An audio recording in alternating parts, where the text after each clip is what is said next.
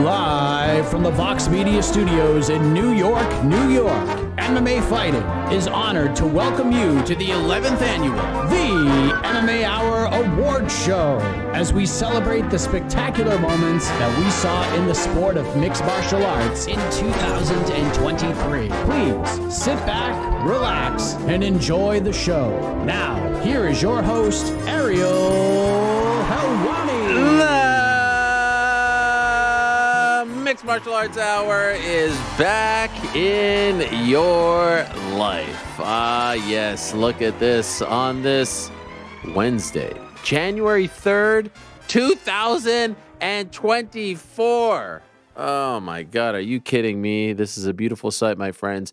Welcome to the 11th annual The MMA Hour Award Show, the most prestigious night or day or afternoon in mixed martial arts. It's the day that we are able to celebrate the year that was in MMA. It's the most comprehensive award show in all of sports, and dare I say, in all the world. 26 categories from, of course, male and female fighter of the year, knockout of the year, submission of the year, round of the year, fight of the year, all those usual ones. But then we go deep, deeper than anyone else in the game. Fun things that make the fight game so fun. You know, things like poster of the year, photo of the year, promo of the year, walkout of the year. You don't get this anywhere else. And yes, we've been doing it now for 11 years, 3 years over at ESPN, but it's the same old show. And really, it was our time at ESPN that took this show to another level. Who could forget New York Rick and I ushering in the UFC on ESPN era, live on ESPN2, when our show was live from 9 p.m. to midnight in 2018, going into 2019. We really upped our game over there, came back here, and look at this set. Look at what GC and Joe, Andy, Alex, Serious Frank, I was told helped out quite a bit as well. Look at what they've put together. The set has never looked better.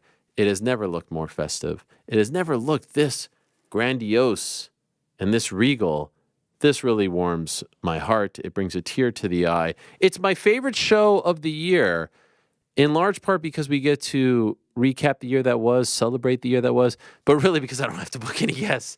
I think it's everyone else's least favorite show of the year because of all the prep work that goes into it. But for me, I just turn up in my suit, my tux, I should say, with my fancy bow tie, and here we are. You know, the microphone kind of steals the shine of the bow tie, but it's a nice one. It's a fat one. You see that, Frank? That's called a That is the fattest bow tie. It's a velvety one, too. All right? Nice. Very soft. It's very nice. In any event, we're going to get things rolling. Happy New Year to everyone out there. Happy holidays. I hope it was a great holiday season for all of you.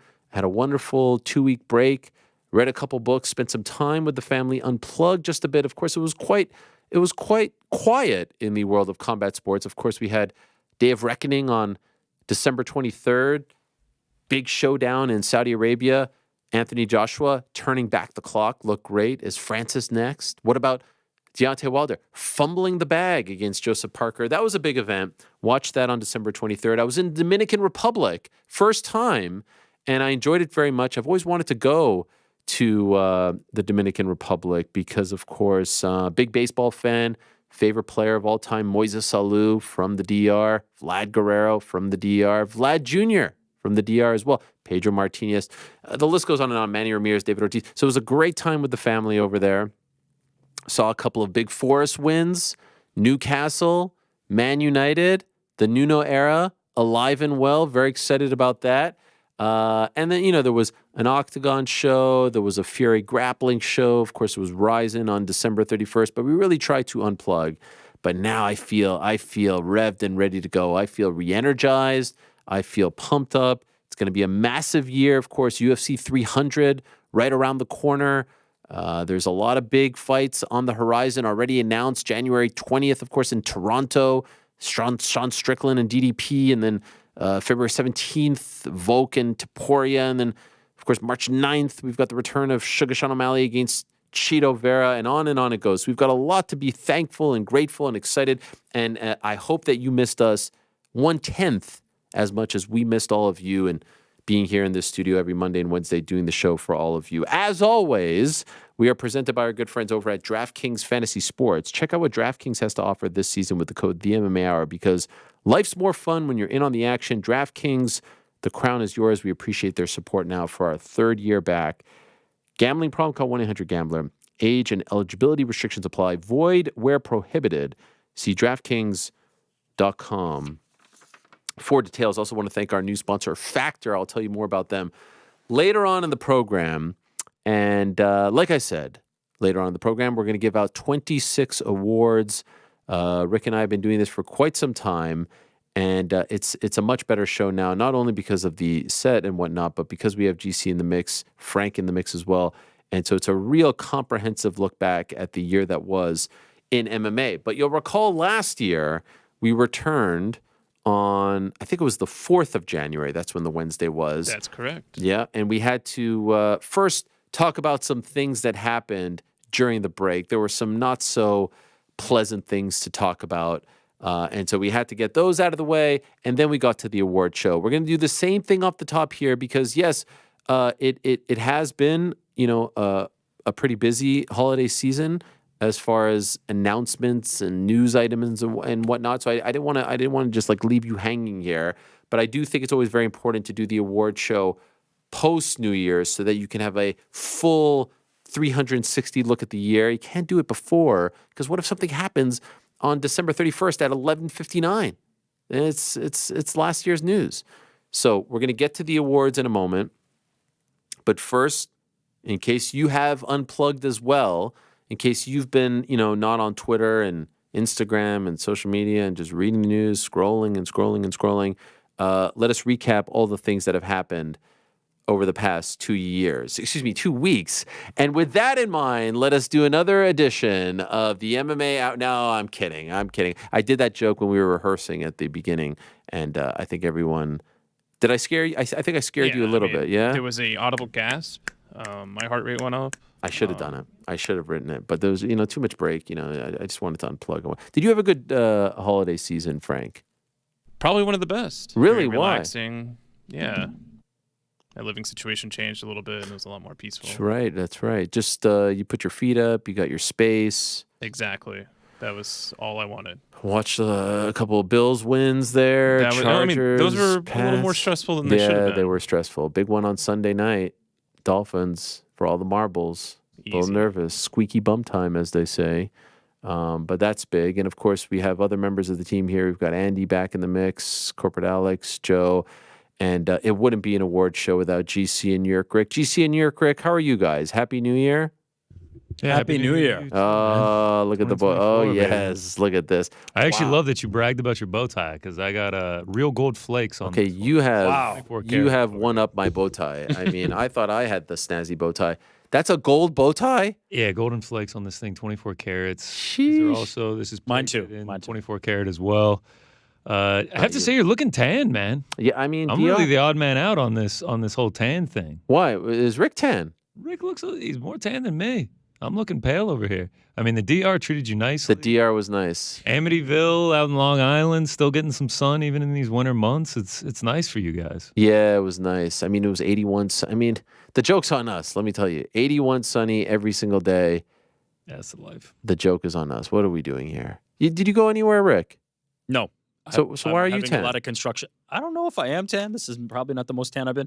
I'm having a lot of construction on the house. So. What are we doing? A little remodeling? A little renovating? We got windows. We got siding. We got porch. We got painting. Wow. But thankfully, it's all done. And it's all done. I can feel settled in my house again. I love it. Things for 2024. I love it. And GC, you were in the A, right? A-Town down.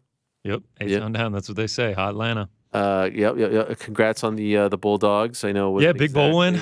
Orange Bowl, not the one we wanted, but a big win nonetheless. Did you guys miss the show? Are you excited about this? Are you just hoping it all ends very quickly and we could go back to a normal show? What do we? No, I'm excited for this one, man. This is one of my favorite shows of the year. It's a great one. Everyone loves it. All right, let's talk about some of the things that have happened over the last 2 weeks so we could get right into the award show. Of course, We have to start with the biggest news right off the bat. It's the one everyone's buzzing about, the one everyone's talking about. You all know what it is. I'd be remiss if I don't start this way. How about that Luke Littler, right? I mean, golly, in the finals.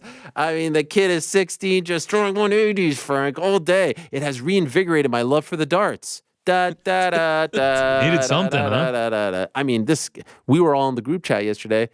I mean, it was dominant. I had to go pick up my son towards the end of the match. I'm listening to it on the radio. I'm listening to darts on the radio. Incredible. That's awesome. I got to get my Littler plus 125 bet in. Yeah, we're going head to head with the finals, but the beauty in all of that is Watch double along? screen, watch along, and we'll give you updates, okay? It's going down at the Alley Pally. Luke Littler, I mean, if you haven't been paying attention, 16-year-old phenom, unranked, 96 competitors, world championships, Ali Pally. He's in the finals against Luke Humphreys. I'm telling you, story of What the a year. professional. At 16, he's got the mannerisms down. He's amazing. He's playing to the crowd. He's unbelievable.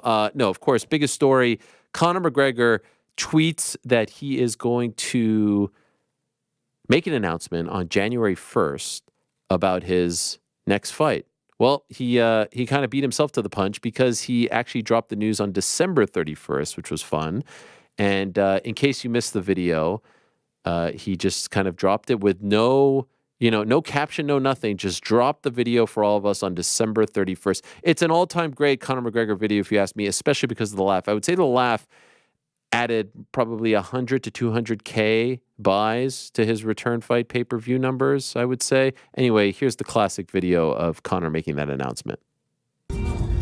Hold it. Ladies and gentlemen, a happy new year to you all. I'd like to announce the return date for myself, the notorious Conor McGregor, for the greatest comeback of all time. It will take place in Las Vegas for International Fight Week on June the 29th. Come a little closer. And the opponent, Michael Chandler.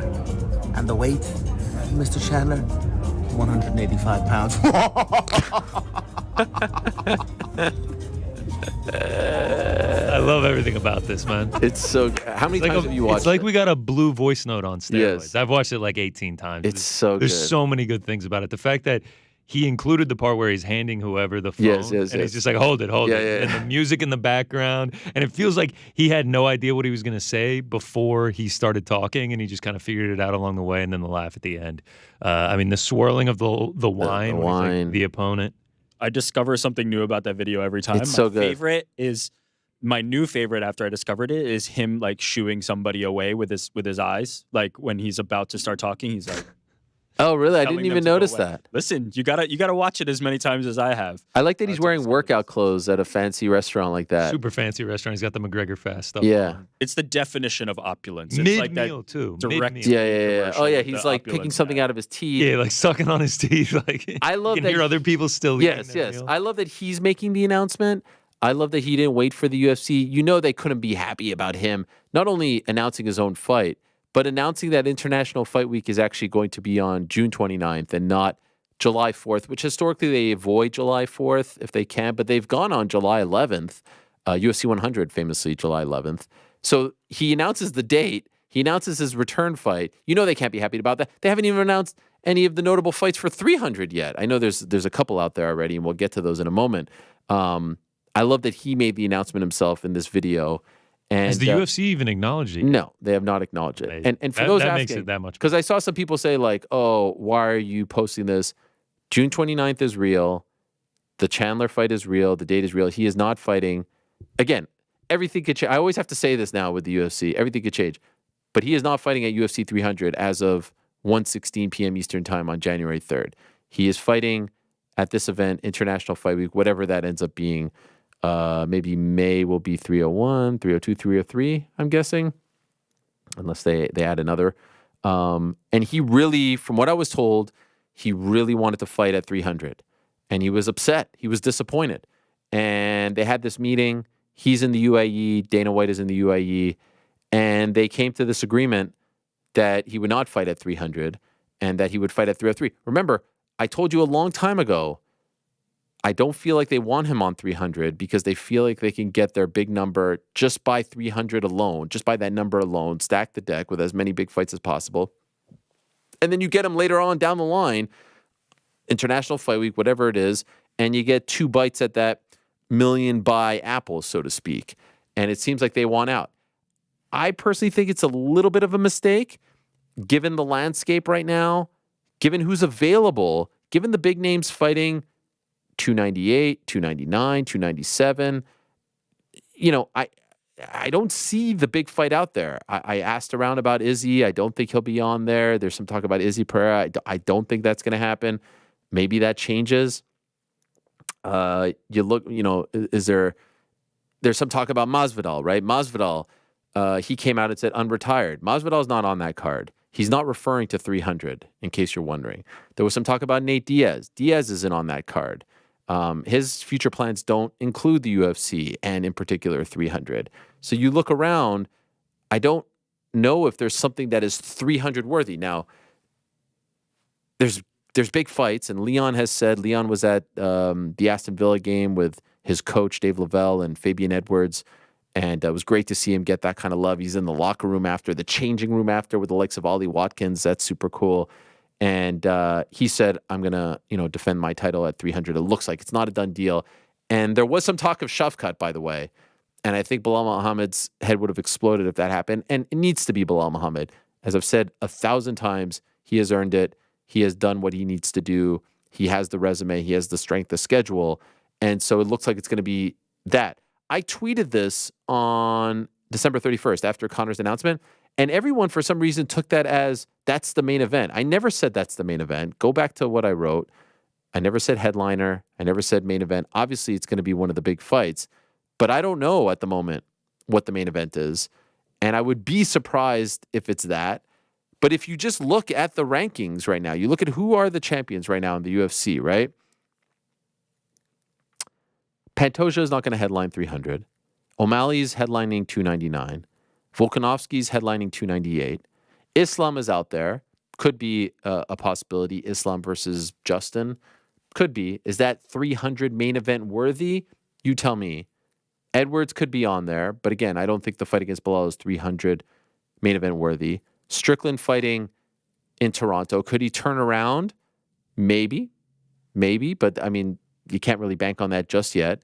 Pereira, is there a 300 level fight for him that doesn't include Izzy? I don't know at this moment.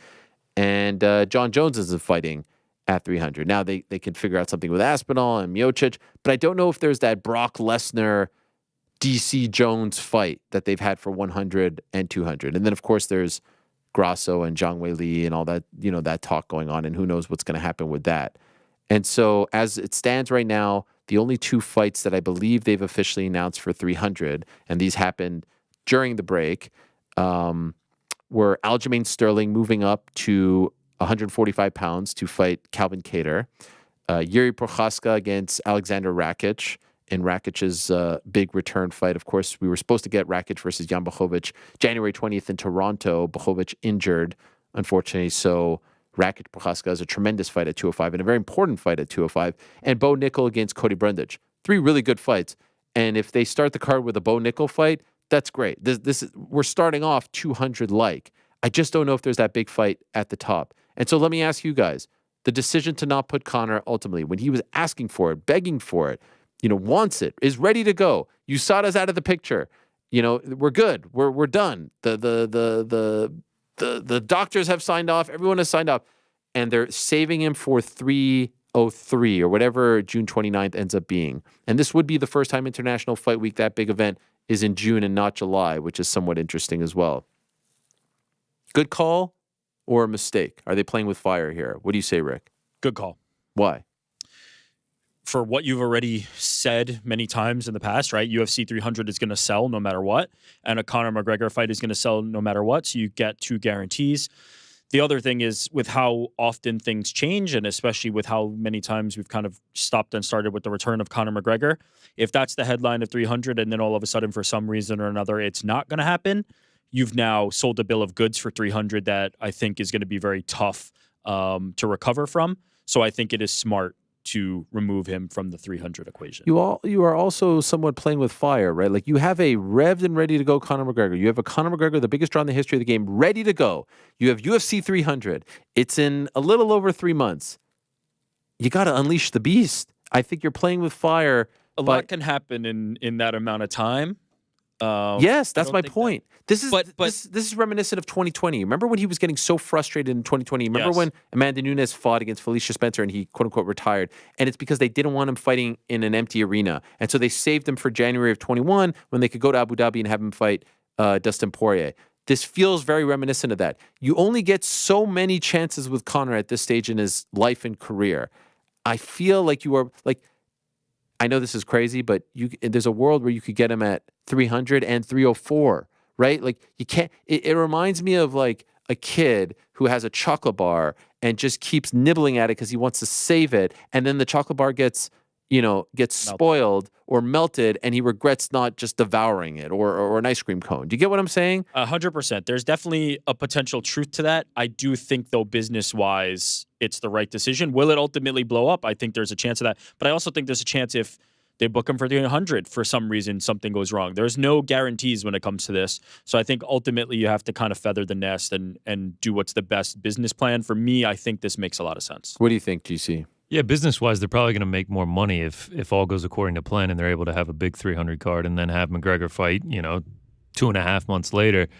But it does feel like you're missing out. Like you said, you got a revved and ready to go Conor McGregor, and how big, like 300 already feels big. You put Conor McGregor on it, it feels astronomical. That's where it really starts, breaking into the casual fans that never watch UFC or MMA are going to be turning on UFC 300 by putting McGregor on there. Now, I'm very curious to see what they're going to do for this main event.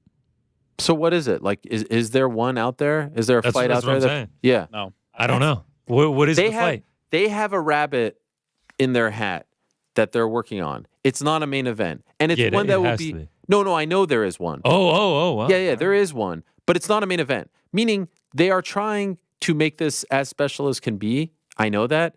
But to me, there's nothing more special than the return of Conor. It will be almost 3 years since his last fight. And so it was right there. Like, sometimes you have these events and the stars don't align because the guy's not ready. He's injured, blah, blah, blah. He's ready. You had this buildup with Chandler. You had Tuffy, all that. It's right there. And so there are some rabbits. I know there's one in particular that they're hoping. I don't know if it's going to come to fruition just yet. But I just went through the champions. Is there a fight? I just feel like unless there's a crazy rabbit that is headline worthy, fans ultimately are going to buy it. They're all going to buy it. But there's nothing that feels 300. We've been talking about 300 for so long. There's nothing that feels 300 worthy. Am I missing something? No, but this is a larger UFC problem. I don't think this is a UFC 300 problem. This is a UFC does not have the stars and the draws that they once had problem, and not specific to UFC 300. I mean, we need not go further back than last International Fight Week when everybody was expecting International Fight Week. We're going to see the craziest card that's ever been assembled. In reality, it was not. And that is just the new reality of the UFC. They do not have, outside of Conor McGregor, they do not have that mega crossover draw in the mainstream star. They've got some great champions. They've got a great product. The pay-per-views are selling well, but they're not going to be these huge events, the Brock Lesnar's, the Ronda Rousey's, the Conor McGregor's, the prime John Jones thing that they had once. Not now, not right this moment. They're going to have to build that back up. And so I think this is a larger thing, a UFC conversation, more so than it is specific to UFC 300, because ultimately they'll put some title fights on it. They'll put some really, really strong main card fights on it. They'll put some better than average prelims on it, and people will gladly tune in for it. What do you think the main event is right now? Leon Edwards versus somebody. Oh, no, the plan is Leon Bilal. Is that so then there as you go. the main event? No. Again. Oh, okay. No. Yeah, Leon is on the I know you card. didn't say that. But yeah, Leon is on the card. But What's going to be better than that? What's better? What's bigger? Well, than that? I mentioned Main Islam. event. Ramadan is. Let me get it right. Is Islam going to headline over Leon because Leon's a heavier weight and they don't typically Well, here's the do thing. that Ramadan unless is it's- March 10th to April 9th. He has said in the past, Islam, that he doesn't want to train during Ramadan, which I totally agree with. You're unable. Now, I don't know how that affects. Bilal would, right? I'm not sure. I don't want to speak for him. believe But I in the think past he's he has that. done it. Yeah. Yeah. So, we're either getting Islam on that Saudi Arabia card, which I think makes a lot more sense. That's March 2nd. Yeah, timing wise, that would make a lot more sense. I think have a better chance of getting him on that card than we do getting him on 300 on April 13th, because that means he has to train. The most important month going into the title fight against Gaethje would be will be March 10th to April 9th. That's just too hard. So then, okay, let's just, for the sake of this conversation, exclude Islam. My next guess was Izzy versus Alex, but then I inquired and I was like, nah, it doesn't look like that's the fight. So I'm really at a loss right now. The UFC's best path forward is to stack the card, is to just make it a bunch of fights that everybody wants to see, as they did for International Fight Week. That is the path. There is not that A1. With John Jones on the sidelines, with Conor McGregor fighting in June, there is not that ace in the hole that they have that they're able to say, we're going to sell it on this fighter alone. So stack the card. And by the way, Leon versus Bilal is an awesome fight. Put that at the top of any card. Great fight, but I don't know. Fill it in underneath. And I can assure you the fans will react poorly to and they'll buy it. Leon Bilal as the main event. I'm sure. I would actually be pretty disappointed if that's the main event for UFC 300. You can make a case then that 297, 298, and 299's main event would be more anticipated than that one. All three of them.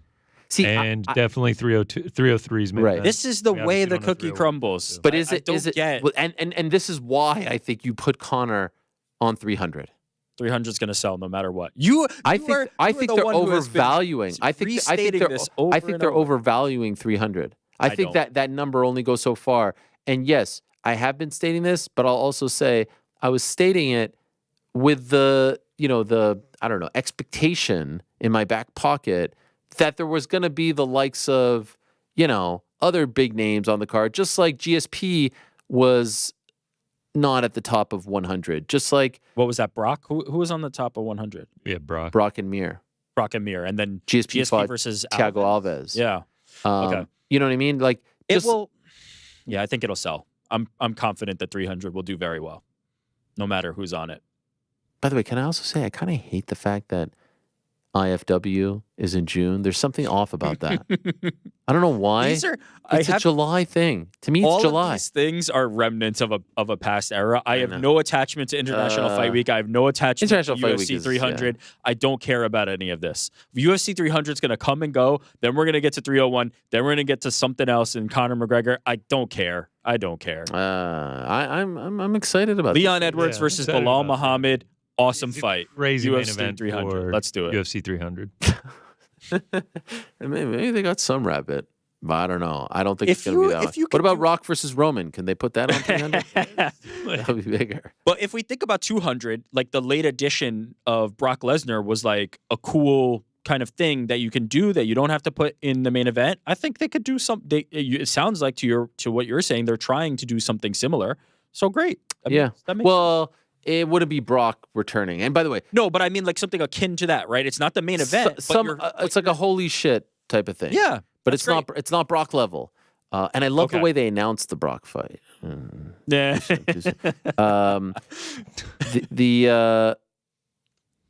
This is going to dominate everyone's conversation from now until, I don't know, February, March, when people are going to, because I feel like there's like an anxiety surrounding 300 because this is like the WrestleMania of all WrestleManias. I mean, it is kind of crazy. In the span of a week, TKO, which is the parent company of WWE and UFC, will put on WrestleMania 40 and UFC 300. That's insane. WrestleMania 40 that's going to be a good week of business for TKO. They are going to kill it. A good month period. Especially now with The Rock back. You guys see that? Rock and Roman? Oh, no, I didn't. Wow. You didn't see this? That's headlining. Head of the table, baby. Wait, no. You really didn't see any of this? Yeah, no, I didn't see it. You didn't see the video? You didn't see a tweet? I get on Twitter and it's just, here's my UFC 300 card, a thread. I saw about 9 million of those tweets over the break. You really didn't see anything on The Rock? No, not one thing. This is my first time hearing it. You're breaking this news to me. So Frank, hit the breaking news. The Rock is back. He showed up. Yeah. Rock versus Roman, Philly. No, this has been bandied about for like 3 years because they're part of the same family tree. This is huge. But it was incredible the way he did it because the Roman's tagline is that he's the head of the table, that he's the tribal chief of the family. Like he is the man. Of course, and at the end of the whole spiel, Rock comes out and he goes, oh, by the way. It was like a whole like, hey, I'm back, blah, blah, blah. But then he goes, by the way, later tonight, I want to go hang out in San Diego what do you people think? Do you think that I should just get a table in the back or something? You think I should? And they're like, Sit at the bar. You think I should sit at the bar? And people are like, yeah. And then he goes, or should I sit at the head of the table? And everyone's like, oh my God, he finally referenced him. I was freaking out. It was incredible. So yes, He did this at a WWE event? on Raw. Yeah, he showed up. Oh. Mike, if you smell. And this was after he was on College He Game was Day on like 6 different, yeah. earlier in different the day. things. Yeah. ESPN I properties. did see him on game day. Yeah. By the way, you guys would be happy about this. He was on Game Day, and ESPN posted a video of him talking to Lee Corso, and in the background was Nick Khan, who's the CEO of WWE. And apparently wrestling Twitter went crazy because, like, why is Nick Khan next to The Rock? Is this a sign that he's coming back? Blah, blah, blah. So I totally missed this. And then when I was tweeting about it, someone sent me that picture, and I was like, oh, shit, there's Nick Khan in the background. So I was like, oh, look, there was a clue, this photo that went, under the radar. Nick Khan was with The Rock earlier in the day. And I got roasted. Under the radar, look at this tweet, has 1 million views. And this made me so happy because part of my New Year's resolution is to be on Twitter less. And I was like, wow, I totally missed this. And so while they thought they were roasting me, I was actually thrilled that I missed it because it was validation that I'm actually holding. This is January 1st, of course. That's how I feel about Now you guys you- telling me about Roman and The Rock. Now I'm you need trying to get my reach screen time GC. down. You need to reach GC. Yeah, I mean, that's crazy. You have a No, level to go to. It's 2 days later. You don't even know, but 3 days later. Aspire. No, I guess I'm going to have to change my plans, cancel the wedding, and head to Philly. Oh, that's right. Yeah, that's right. And then just go Philly to Vegas. Well, no, you go AC to Philly. You're right there. Oh, yeah. I mean, I thought we were going to talk about that, Blaine. We're getting to it. Yeah, we're getting to it. Incredible. Okay, so McGregor back. The date is real. The opponent is real. The International weight. Fight Week in June. The weight. The weight. The weight. I'm a little. Mr. Chandler. So what I think that is all about, if I'm being honest, is and that clip of him laughing is just going to live on forever. Like that picture, that meme that you always have of him doing this thing or whatever it is. Pointing. Yeah. That has been replaced. 100%. That I think is him saying, like, when I say jump, you say how high, because you see Chandler's reaction is like bigger, badder. I want you at your biggest and your baddest. I think that's him messing with him. I think the entire thing is the whole framework of this is Conor McGregor telling everybody, the UFC, Michael Chandler, everybody, I control this. You could tell me like it's going to be this date over that date, but I'm the one who sets the terms here. I'm announcing it when I want to announce it. The weight, I'm going to decide that. I don't care what the contract's going to say. I'm choosing. And I think he did it well. I think everybody's excited about this now. But I don't think it ends up being that. Yeah, maybe not. I bet it's 170. Yeah. But the it's rest good is legit. to mess with Michael Chandler and everybody else, to be honest. The rest is legit. So we've got that out of the way. Like you said, the big fights that have been announced since we last spoke, we'll go in order here. UFC 298, that's February 17th. Robert Whittaker against Paulo Costa. 185, the return Let's of Paulo do it Costa. again. I was going to say, do we finally get to see this? One more Let's time. book it one more time, baby. I do like the fight on paper very much. It's and I great. think it makes Yeah, sense if we actually given get where to they're see at. it. Where they're both at. Who's the favorite right now going into that? Oh, there it is. Yeah, there's my tweet. I don't know. I don't know if we even have odds for it yet. By the way, totally went to bed that night at like 10 o'clock, woke up to like 9 fight announcements. I was like, all right, there you go. So there it is. UFC 298, that's February 17th, Anaheim, California, Robert Whittaker, Paulo Costa. Jeff Neal versus Ian Gary has been moved from 299 to 298, which is very interesting, and which vibes with what Jeff Neal told us, because when he was on the show, he was like, oh, I thought I was fighting in February. Oh, that's and right. what I was told was Ian didn't know this as well. And so I guess the fighters won out, and they moved it for whatever reason. So sorry, Miami, you're not getting that fight. It's going to Anaheim, which You is would totally think fine. that Gary would want to fight in Florida, no? Yeah, maybe he's got an appointment that day. Maybe he's got a wedding. I don't know. Anyway, it doesn't matter. Good fight. Yeah, good fight, so it's been moved. Mexico City card, February 24th. By the way, remember that date. More on that in a moment. Brian Ortega, Yair Rodriguez, 5-round co-main. Of course, we know already Brandon Moreno's in the main for that one against Amir Albazi. I mean, you can make a case that Ortega Rodriguez is a bigger fight with 2 bigger names, right? I would. But hell, it's a nice little return to Brandon Mexico. Moreno in Mexico, though. Yeah, but I mean, Ortega and Rodriguez in Mexico is pretty damn popular too. They tried to do it on Long Island. Well, they sort of did it. Unfortunately, They did it, but Yeah, it was just an unfortunate ending. yeah, TST I think ruined it. Yair's the biggest name there, but I think obviously title takes precedence. But that's a great 1-2 punch. Yeah, love it. Then we go to Atlantic City, and it's March. Is it the 30th or 31st? 30th. 30. Yeah. March 30th. It's Aaron Blanchfield versus Mano Fioro. I don't think they've officially said that that's the main, but Blanchfield is a New Jersey product. That's a big fight. I would assume a number one contender fight at 125 pounds. No word just yet on what they're doing with Grasso. We obviously saw her and Zhang Wei Li go back and forth. We'll see what happens there. But that's March 30th, Atlantic City. And like I mentioned, the three fights that were first announced for 300, Prochazka Rakic, Sterling, Cater, Bo Nickel, Cody Brundage. Of all those fights, which one popped you the most, GC? Which one you were like, fuck yeah, let's go? That's tough. I mean, it was cool to see, we'll be boots on the ground in AC, so excited to see some fights starting to get announced there. Rick's already got the hotel. I really like the Prochazka Rakic fight. I saw some people, That's a kind great of shaming that, especially if it's on the main card of UFC 300, but I'm incredibly excited for that.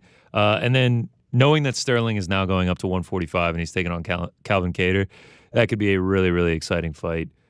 All of them, though, are amazing. I mean, there's not one that I'm not looking forward to. Nickel back at 300. I saw some people saying, like, Cody Brundage is on UFC 300. First of all, let's not forget, do you remember Fighting Bo Nickel. And do you remember UFC 200, Rick? Yeah, Sage Northcutt versus Barbarina, right? No, it wasn't Barbarina. It was even his name. It was wait for it. His name Enrique Marin. Oh, there you go. There's always one like what, but it was a showcase fight for Sage Northcutt. Yeah. Those are three really good fights, and those are I don't really know, but 100%, who the hell knows? I would be surprised if Prochazka Rakic is like a top fight. You know what I mean? That could be. Say that's like the main card opener. That could be like an 8 o'clock to 10 p.m. fight. You know, depending on what else they get. There's a chance, like depending on how much they stack this card, all three of those are prelims. Yeah. No, I think Nickel Bo would be Brundage on is the for early. sure. Yeah. I think Sterling Cater is probably going to be there as well. So, like I said, a lot of people are holding out for Masvidal. Not happening. Diaz, DP has already poured cold water on that. And I think we'll get the Diaz matchup. Yeah, that is. yeah. And I think we're going to get some answers to those particular things, but those aren't 300 related. We did get an announcement about Manny Pacquiao and Floyd Mayweather maybe fighting in Ryzen, but it's not like an official announcement. Yeah. I don't really know what it was. And I would be surprised if they fought there and not in Saudi. That feels like a Saudi fight, no? Yeah, but it's a Ryzen thing. It is. Saki Gabara has brought them both in numerous times, danced around this. I think it has to finally happen. There has to be a payoff. Does it have to happen? It's going to just be an exhibition, right?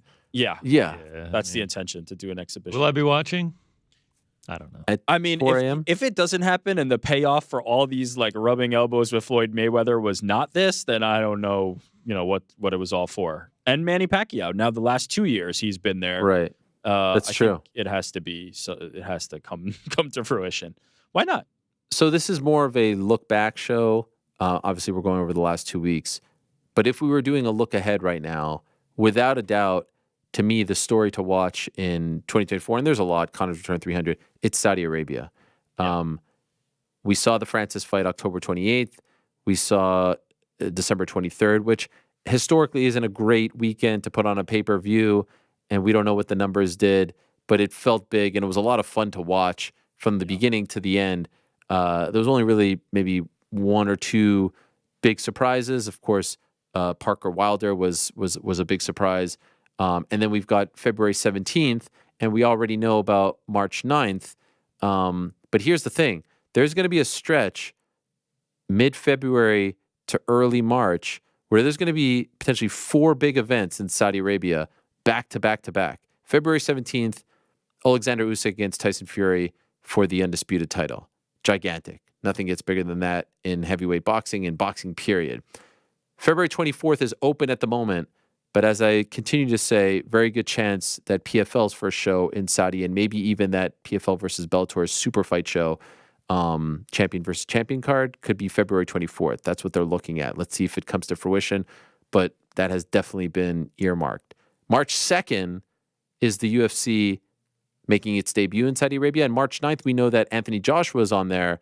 And Eddie Hearn saying recently, there's options. There's Hrgovic. There's Francis Ngannou. And I think they should go with Ngannou. I think that would be the biggest fight possible. And it would be coming off of Fury versus Usyk. But let's see what happens. That's 4 straight weeks of pretty massive events in Saudi Arabia, back to back to back. Back to back to back to back. Yeah. Crazy. And it has long been a wrestling story and a golf story and a boxing story and a horse racing story. And we even had Djokovic and Alcaraz over there over the soccer. You got Ronaldo. We've got Inter versus Al Nassr, but now it's become an MMA story, and I just think it's just going to dominate the year. So that is definitely something to look out for. Did you guys watch Day of Reckoning? Yeah. Oh yeah. Whole thing. It was fun. Yeah, I was gonna say fun card. Joshua looked great. Yeah, he fantastic. He looked as good as he's looked in the past couple of years. That was an impressive showing. Sign me up for AJ versus Ngannou. I know Hell the boxing purists don't want it, but for us, I mean, it's just That would be incredible. What's the argument from the boxing purists? Oh, when I said it, they all got mad because, of course, we were all looking for Wilder and Ngannou, and now Wilder is walking back the retirement thing. But I just think he did so much damage to his stock. You know what I mean? Like, Yeah, is there what- any? Yes. What boxing purist is blanked. dying to see Wilder get absolutely manhandled by AJ at this point? No, I think most of them would say Hrgovic or Zhang. Guys like that, which are I all love great those fights. Crazy. Sean But- would be crazy too. All great fights. I love those. But fights. Ngannou is a spectacle, That's the fight. right? Yeah, That's the fight. yeah. And we If- know His Excellency loves Ngannou. Oh yeah. If AJ's and you know what, Eddie Hearn seems very fond of Yes. Ngannou as well. If Anthony Joshua was willing to take that fight, that's the fight you make, no doubt. You take that and run.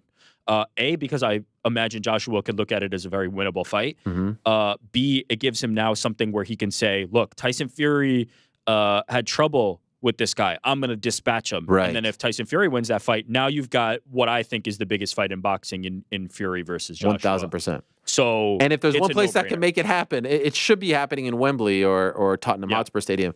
But look at that week in Saudi with Frank Warren and Eddie Hearn singing Kumbaya all week. I mean, it was kind of surreal to see all of that.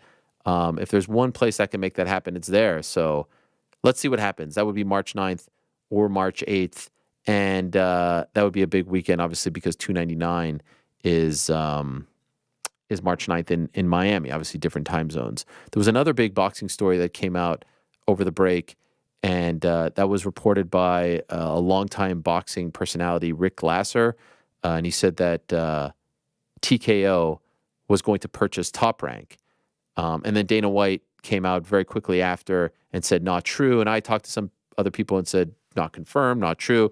When I'll be honest, when I first saw this, I was like, oh yeah, this makes 1,000% sense. First of all, I believed since they've launched TKO that there was going to be some kind of boxing element to it. You don't call it TKO when it just pertains to MMA. There's no TKO component to pro wrestling. So TKO feels like a nice umbrella term for all the combat sports.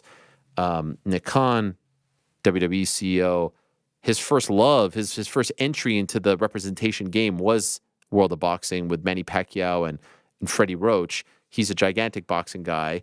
We know that Triple H is a big boxing guy. We know that Dana White is a big boxing guy, Ari Emanuel, etc. So, and I know that, they all have relationships with the Top Rank guys. And this felt like Bob Arum looking at what Vince just did and saying like, oh, I could get my deal on the way out as well. But everyone's denying it. Who knows? Let's see what happens. But I will be honest, when I first saw it, I was like, oh, this makes total sense. And then everyone poo-pooed it moments later. But I was fairly intrigued when I saw it off the bat. I think this could be cool. I mean, it's not happening as of now, but it feels like something that's going to happen. So stay tuned for that. Other boxing-related news that pertains to us. Frank was most excited about this.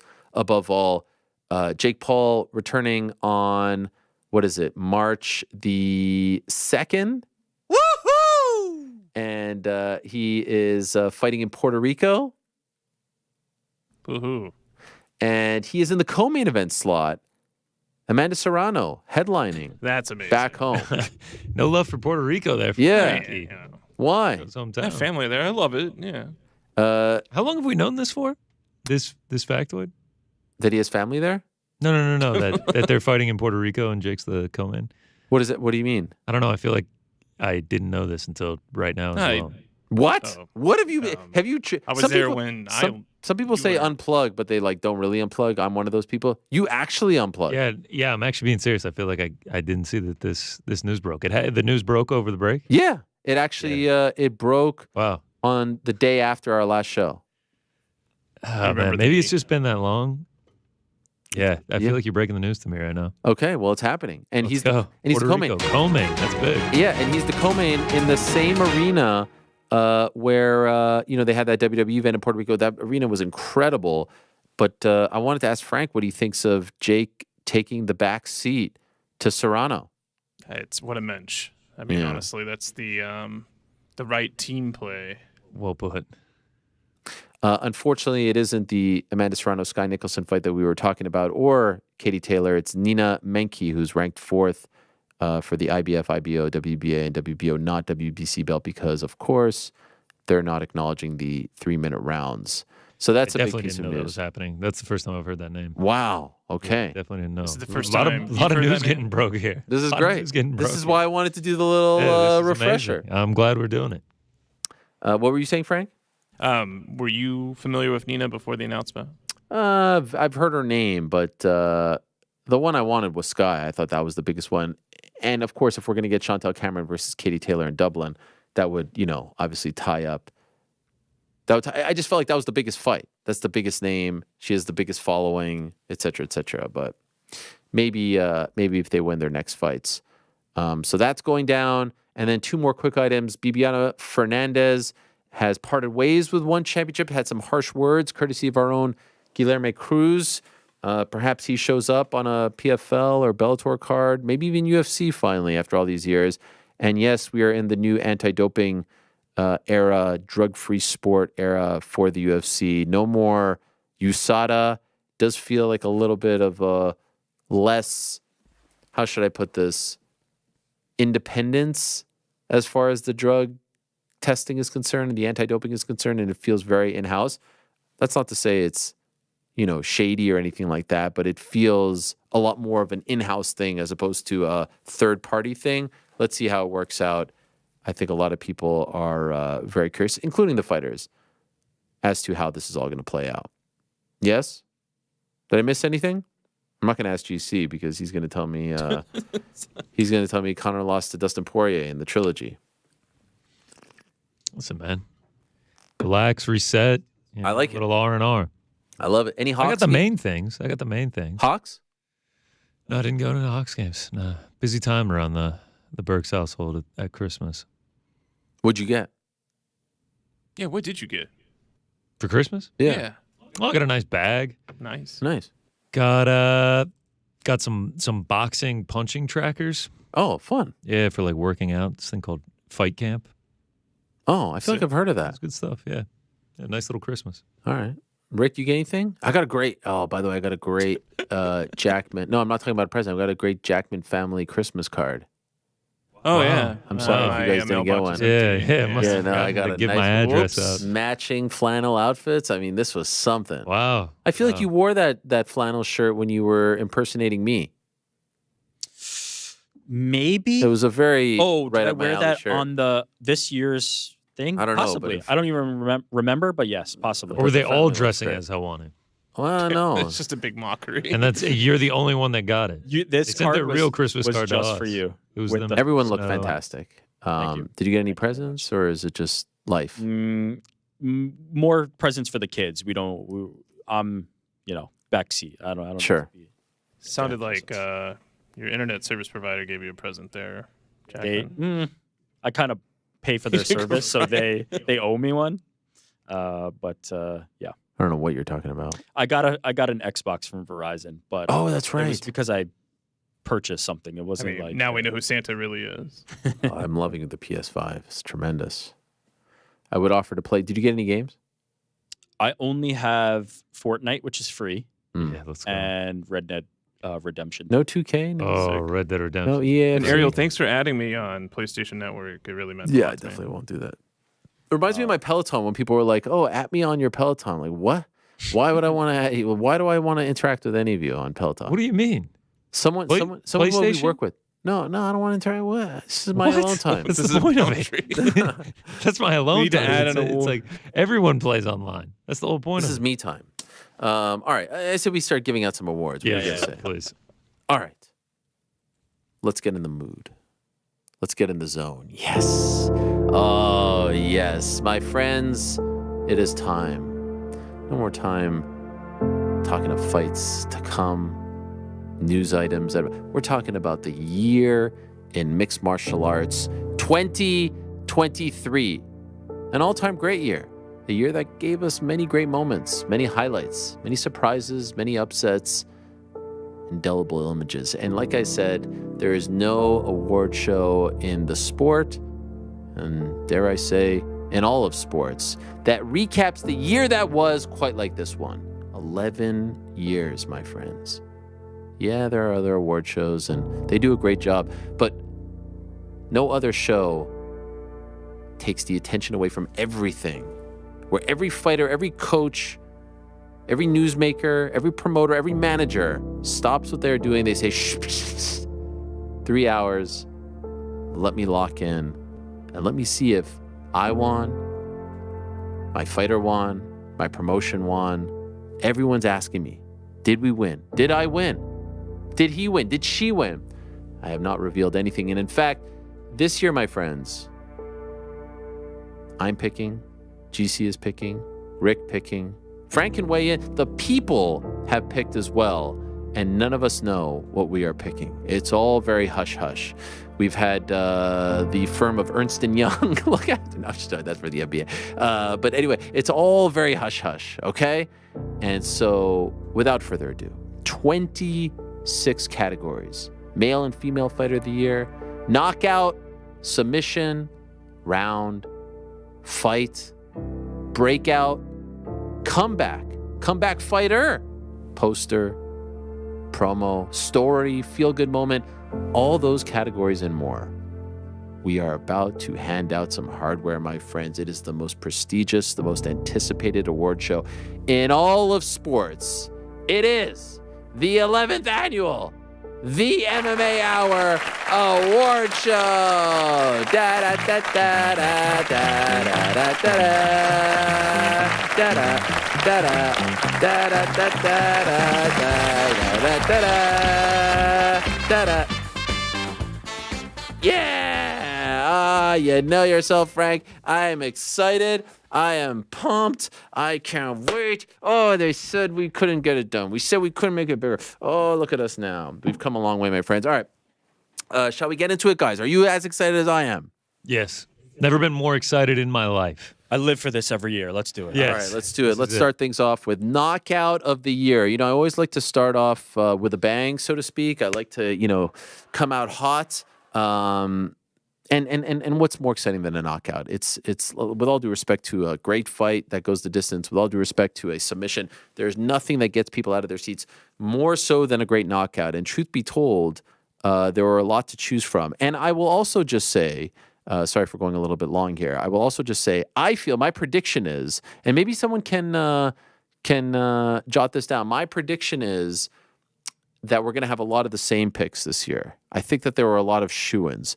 And I also do want to say, before we get into things, that I want to give a special thanks to the incomparable Kaposa, who helps me every year with kind of just re-jogging the memory. I'm getting a little old. I don't know if you guys know this, so it's hard for me to remember what happened. Last month, thank you, yes. Last month, let alone last January. So thank you to Kaposa, and special thanks to our good friends A-Dub, Alex Weber, and, of course, the great moderator, Lewis, who compile the People's Awards for us every year. So I want to give them a very, very special thank you. And also special thanks to Mike Heck for voicing our great intro He does. I mean, no one in the business better than him. Of course, we all remember when he first came into our lives with Rick's picks. Oh, great present that you got, Rick. Rick's picks. Oh, that's right. I did get a present. I forgot about that. Your Christmas present your from my dad typed it up. I mean, incredible. Shout out to Mr. Jackman. Shout out to my dad. So anyway, By the way, on the crossover front, the line was set by Mr. Connor Burks at 12.5. Oh, wow. I was actually going to say I talked to our good friends over at DraftKings. Oh, yes. 12.5. But yeah, I guess I'm the line maker here. 12.5 across the board, all three of us agreeing. Okay, so let's I see. took the over. I'm taking the over too. Let's see. I'll go first, and we'll switch this up. One time I'll go first, Rick. First off, knockout of the year. There were several to choose from. We'll talk about the nominees on the back end. Is my 2 cents. I'll come out with it. This was fairly easy for me. We go back to Miami. We go back to April. We go back to Izzy exercising the demons, knocking out Alex Pereira just 5 months after he had been knocked out, and not just winning, but winning in style. It was a holy shit moment. He looked like he was getting rocked, and then he comes out and he knocks him out cold. You see the photos there. Contenders for photos of the year as well. And then it's an all-time great celebration. 1 bow and arrow, 2 bow and arrows, 3 bow and arrows. I don't know if he was talking about the previous losses or giving a special shout out to Nottingham Forest with the bow and arrows and Robin Hood. Regardless, incredible scenes. A lot to choose from this year as far as knockouts were concerned. Josh Emmett with a late campaign in December. But for me, because of the stakes, because of the story, because of the style points, Izzy Pereira, April, knockout of the year. GC.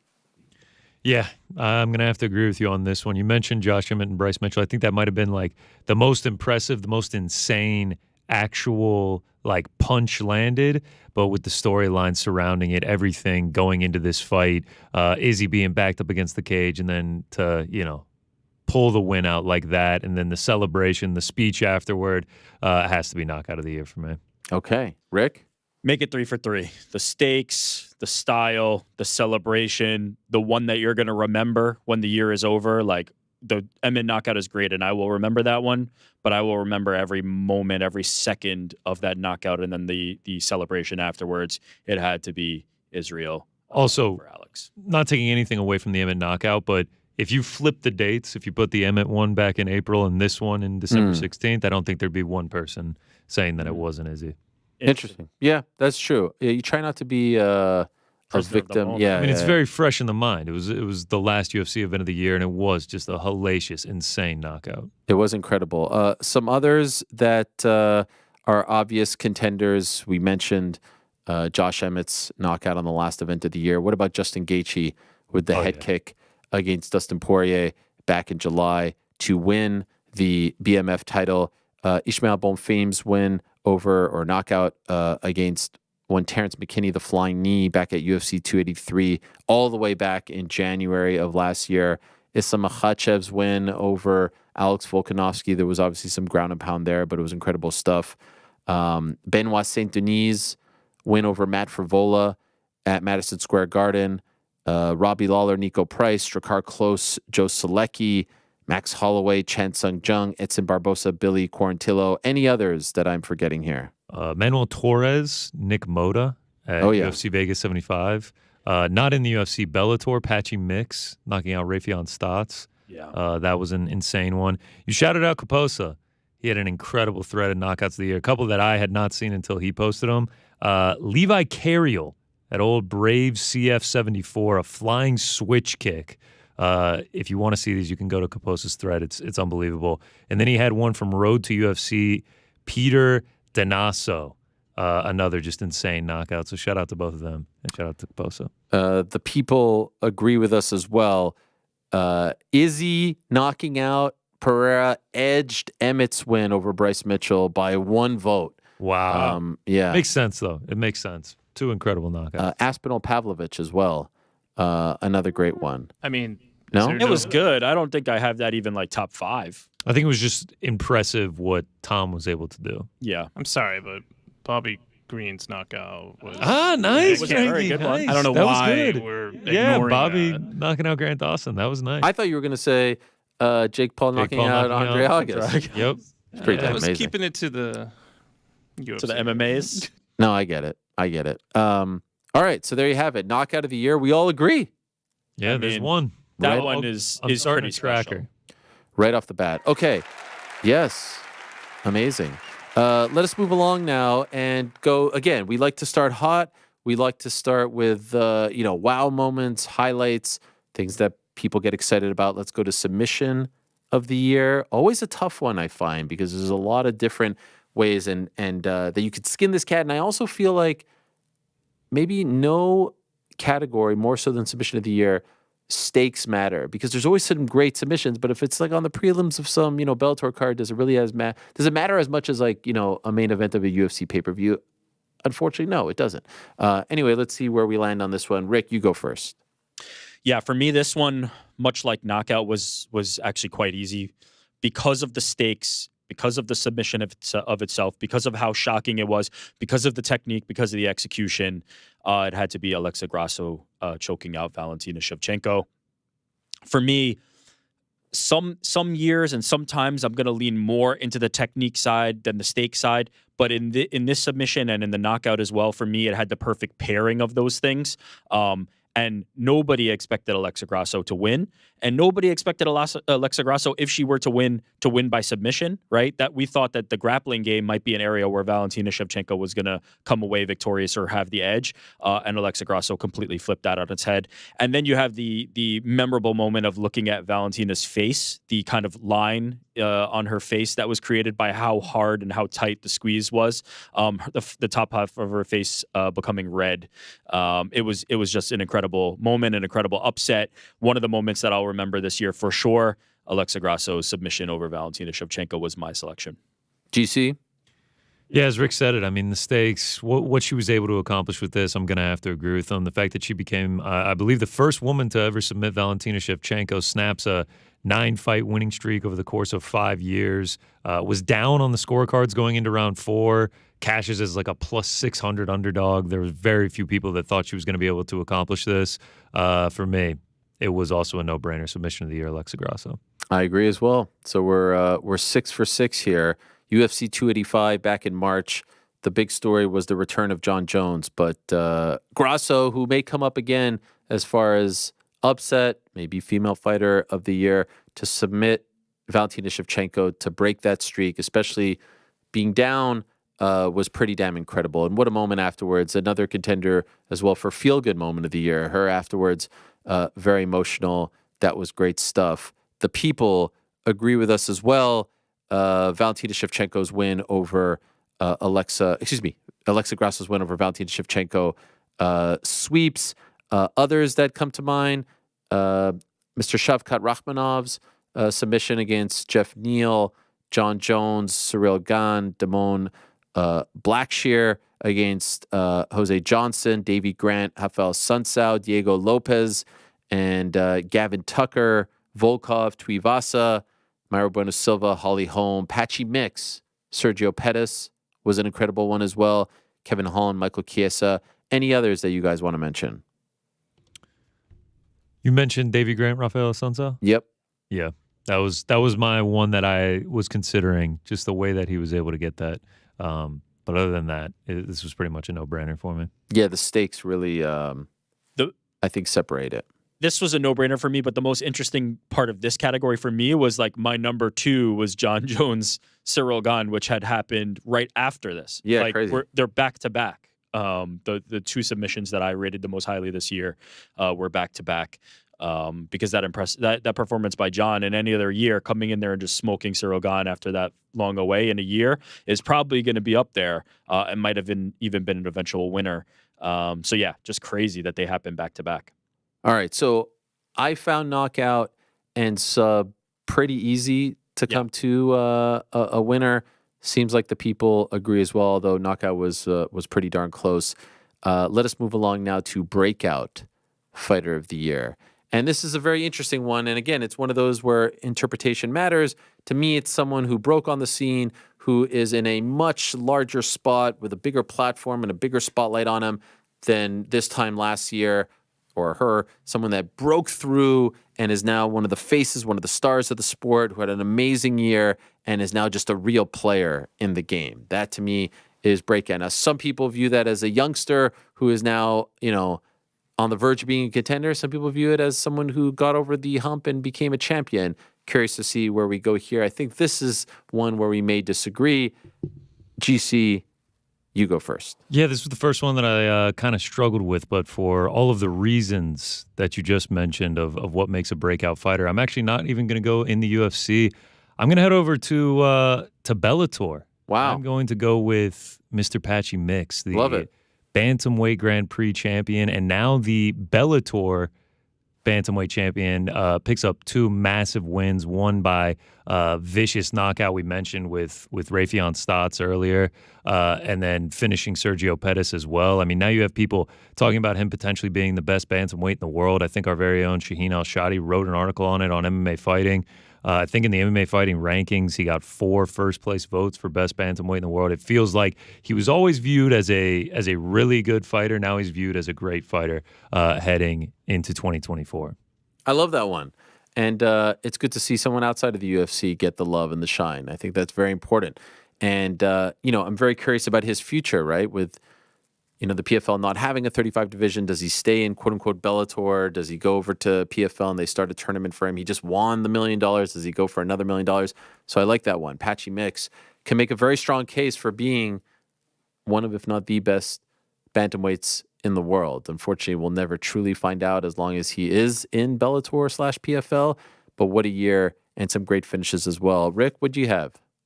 Yeah, I had Patchy Mix on my short list, no doubt about it. He, to me, was definitely one who I thought did break out. But the way I kind of measure this award when I think about it is who went from the lowest down to the furthest, right? What's the distance traveled in the course of the year? And nobody started a year lower and ended a year higher to me than Sean Strickland. Mm-hmm. Sean Strickland at the end of 22 was looking at 2 straight losses.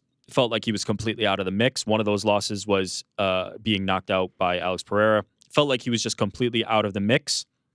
By the time we end the year, he's the champion with the biggest upset of the year over Israel Adesanya, the name that everybody is talking about, one of the most notable stars that the UFC currently has, and kicking off their calendar year. So for me, Sean Strickland felt like the one who had come the furthest and truly broke from what felt like kind of the middle of the pack and maybe even down in the pack at the end of 2022 into the upper echelon in 2023. Great call. Both great calls. And this is one of them that I actually really struggled with. And truth be told, breaking the fourth wall, I actually changed my pick after submitting my final picks because originally I had Sean O'Malley as the winner. Yes, you can mock me all you want. I had Sean O'Malley. I don't think that's mockable. No, well, it's just because he maybe didn't fight as often as a lot of these guys. Sure. He only fought once. But he was obviously very popular. He was coming off the Peter Yan win. He gets the Aljo fight. And yes, I know it was kind of weird circumstances because Aljo fought in May and he didn't like the way it was announced. And maybe O'Malley took a bit of a quicker path because of his superstardom. But he is now a gigantic star. And again, I remember being in Israel. He wins and people are coming up to me on the street talking about Sugar Sean. I was like, holy crap, this guy has arrived. He's one of the faces. If he could beat Cheeto, he's very much one of the faces. But then I was thinking about it more and, other names. This is the one where I felt like I had the most candidates. Khalil Roundtree, Ian Gary, Armin Sarukian, Ilya Taporia, Cedric Doumbé, Alexandre Pantoja, Tom Aspinall, BSD, Benoit Saint-Denis. But again, as Rick said perfectly, if you would have told me in January of 2023 that Sean Strickland would be the champion of the UFC come January of 2024 on a 2-fight losing streak, beating Israel the way in which he did, not only that, one of the most popular fighters in the sport right now, and everything that's happened, especially in the last few months with him, I would not have believed you. And so to me, this guy going from a 2-fight losing streak to champion, headlining the pay-per-view in just a couple of weeks, it's Sean Strickland, breakout fighter. And Sean Strickland, very much in the news as of late, thought it was interesting that he was talking about that there's certain lines you can't cross when he is the habitual line stepper. He is the one that talks. He was just talking about Ian Gary's family. What? What are you? My what are we doing? interpretation of that is a bit of a Chael thing where it's like, yes, that's crossing the line, but I'm crossing the line. Like I'm showing you that I'm crossing the line. I'm allowed to cross the line because I'm able to cross this line that you're not able to. I think that's my amateur kind of read on it. But yes, I mean, there was a fiery response from Ian Gary to that one, and yeah, we'll see how that develops. I'm interested to see. Regardless of he how you handles that. feel about that, the fact that people care about all this, a year ago, they don't care as much about No. what Sean Strickland is saying. And, At all. Yeah, no, care you know what I deeply mean? about it. Yes. He really has become one of the most popular fighters in the organization. and just one of the most polarizing and talked about and all those things. The people agree with you and I, Rick. Sean Strickland gets the nod.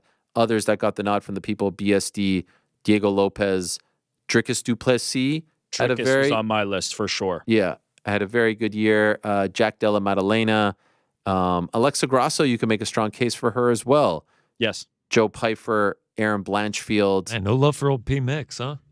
I've got Patchy on my short list. That dude's performance in 2023 was next level. The thing to me about Mix, and maybe this will come up later, as the competition increased, the level of competition increased, his ability increased, and the finishes that we saw were next level. So yeah, that was the problem with this category is Breakout kind of has a connotation or an interpretation of like they kind of broke out of like into like popularity, into a new kind of stratosphere. And unfortunately getting it done in Bellator was not going to do that for Patchy Mix. Until we see him against the tougher competition, it is not going to happen that way. But no doubt, as the level ramped up, he ramped up, and that dude is a serious threat. And I would argue, yeah, you could make the call right now that he's a top 135er, if not the guy. And again, it could be a young fighter, another fighter that got a nod here from the people, Dakota Dacheva, but it just feels like what Sean did, like it's seismic what he did. Yeah, it's incredible. Right. So congratulations to Sean Strickland. There's always one or two fighters, you know, you remember the year like with Masvidal winning a bunch, like who kind of dominate a lot of awards. You can also make the case as we move along here to most improved fighter of the year that Mr. Sean Strickland, who was on a 2-fight losing streak, would be a prime candidate to win this award as well. And ultimately, this was another breakout and most improved I had a lot of trouble with because of, you know, you could just go in so many different directions. Sean Strickland very much in the mix. Brendan Allen, I would say, has come a long way. Lupi Godinez, who won 4 fights this year, has definitely come a long way. Mayra Buena Silva, I think, has come a long way as well. But in the end, I went with someone who maybe I go out on a limb and say that no one else picked. I don't even know who the people picked. I haven't looked yet. But ultimately, I'm going to go with someone who I think going into this year, a lot of people were like, yeah, cool, great 2022, but it's all going to come to an end in 2023. Not only did it not come to an end for him, I think he surprised a lot of people given the matchups. I don't think many people would have predicted that he would have come out on top given the matchups staring him in the face. And I'm talking about the reigning defending UFC welterweight champion, Leon Edwards. He ends the year as champion, knocking out Kamaru Usman. And I think a lot of people thought, lucky shot in the trilogy, you are going to lose to Usman. What does he do? He dominates him. And what was the big knock on Leon? As he's coming up, no wrestling, right? Well, he dominates Kamaru Usman. Cool, great. Now you got Colby. I remember when this was announced, a lot of people thought he had no chance. And what did he do against Colby? The wrestling. Stuffs 8 of 10 takedowns, dominates the fight. And to me, from a guy who was known as a striker, who was known as another one of these British fighters who can't wrestle, who can't grapple, to do that against Usman and Colby this year, yes, I know he was a champion already. I don't know if anyone has improved so much to now becoming a complete mixed martial artist to where we're talking about him among the pound-for-pound greats in the sport. Leon Edwards has come a very, very long way and has really surprised me at how he has put it all together, in particular in the grappling department. So he is my pick for most improved fighter of the year, Leon Rocky Edwards. Rick, your thoughts? Yeah. No issue with that at all. I think there's a lot, like this is one of the tougher categories every year for me because I think there's so many fighters that are kind of continuing to build on their skill sets and do show this improvement. For me, it's just like between the lines, whose game looks different to me to the point where I've been able to note the changes most distinctly. And for me, that was Sean Strickland. I think shoring up a lot of the deficiencies he showed in prior fights. To me, he looked like a completely different fighter. The skill set that he showcased against Israel Adesanya to me was completely different than how he had looked previously. leaving himself vulnerable in a way that did not behoove him, and now just look completely different. So he was my pick, but I had so many. You mentioned quite a few of them. I thought Khalil Roundtree looked fantastic this year. Macy Barber, I think, is somebody who really looked different, especially particularly in the Rebus fight. Looked absolutely incredible. So there were a lot. Ian Machado Gary is somebody who has shown some marked improvements in this year and will continue to. So there's a lot of different directions you could go. To me, the one who took the biggest leap skill set wise was also Sean Strickland, and a lot of the names kind of cross over with the breakout one. I like those, but I like the Strickland pick. And by the way, the people agree with you, Rick. Do they agree with GC? No, this is actually going to be the first one where all three of us have a different selection. I'm going to go a different route. I'm actually going to take the Queen of Violence, Ariane Lipski, going into this year.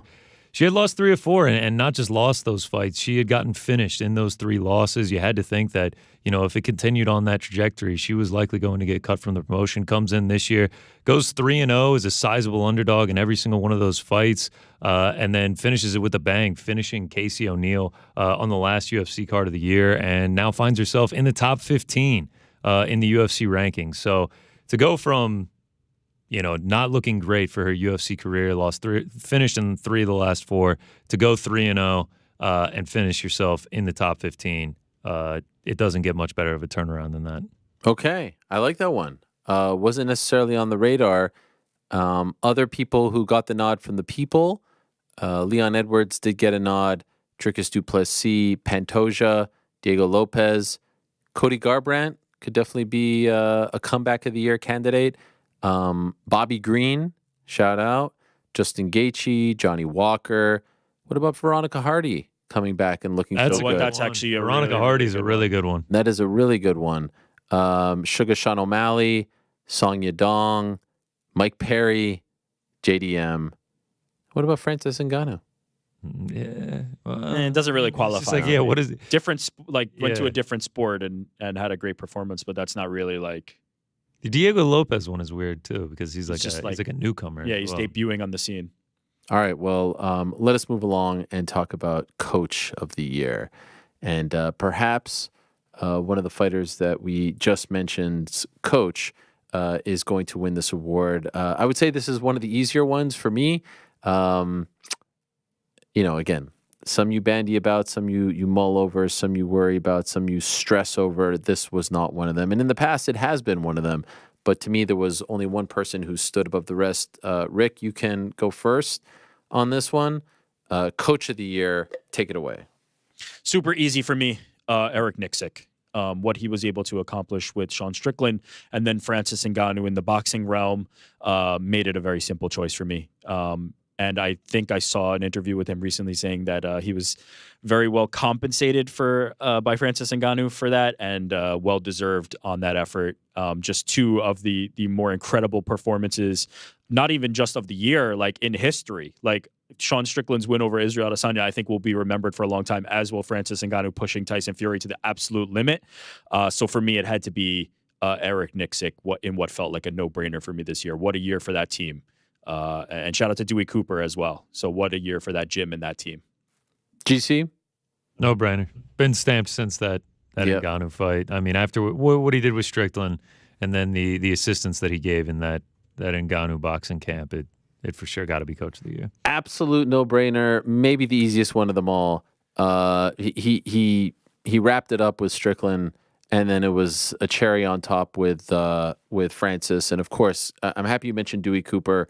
But not only is Eric Nixick the Coach of the Year, but he's the leader of the year. He's the captain of the year. Like the way the fighters at Extreme Couture talk about him, and let's not forget, a few years ago, Extreme Couture was down here, and it looked like maybe they would never be able to regain the magic that they had when they first launched with the likes of Randy Couture and Jay Haran and Mike Pyle and Gina Carano, etc. And now he has made this a destination for people to want to come from all over the world and train there and be led by him, to the point where he has to like turn people down.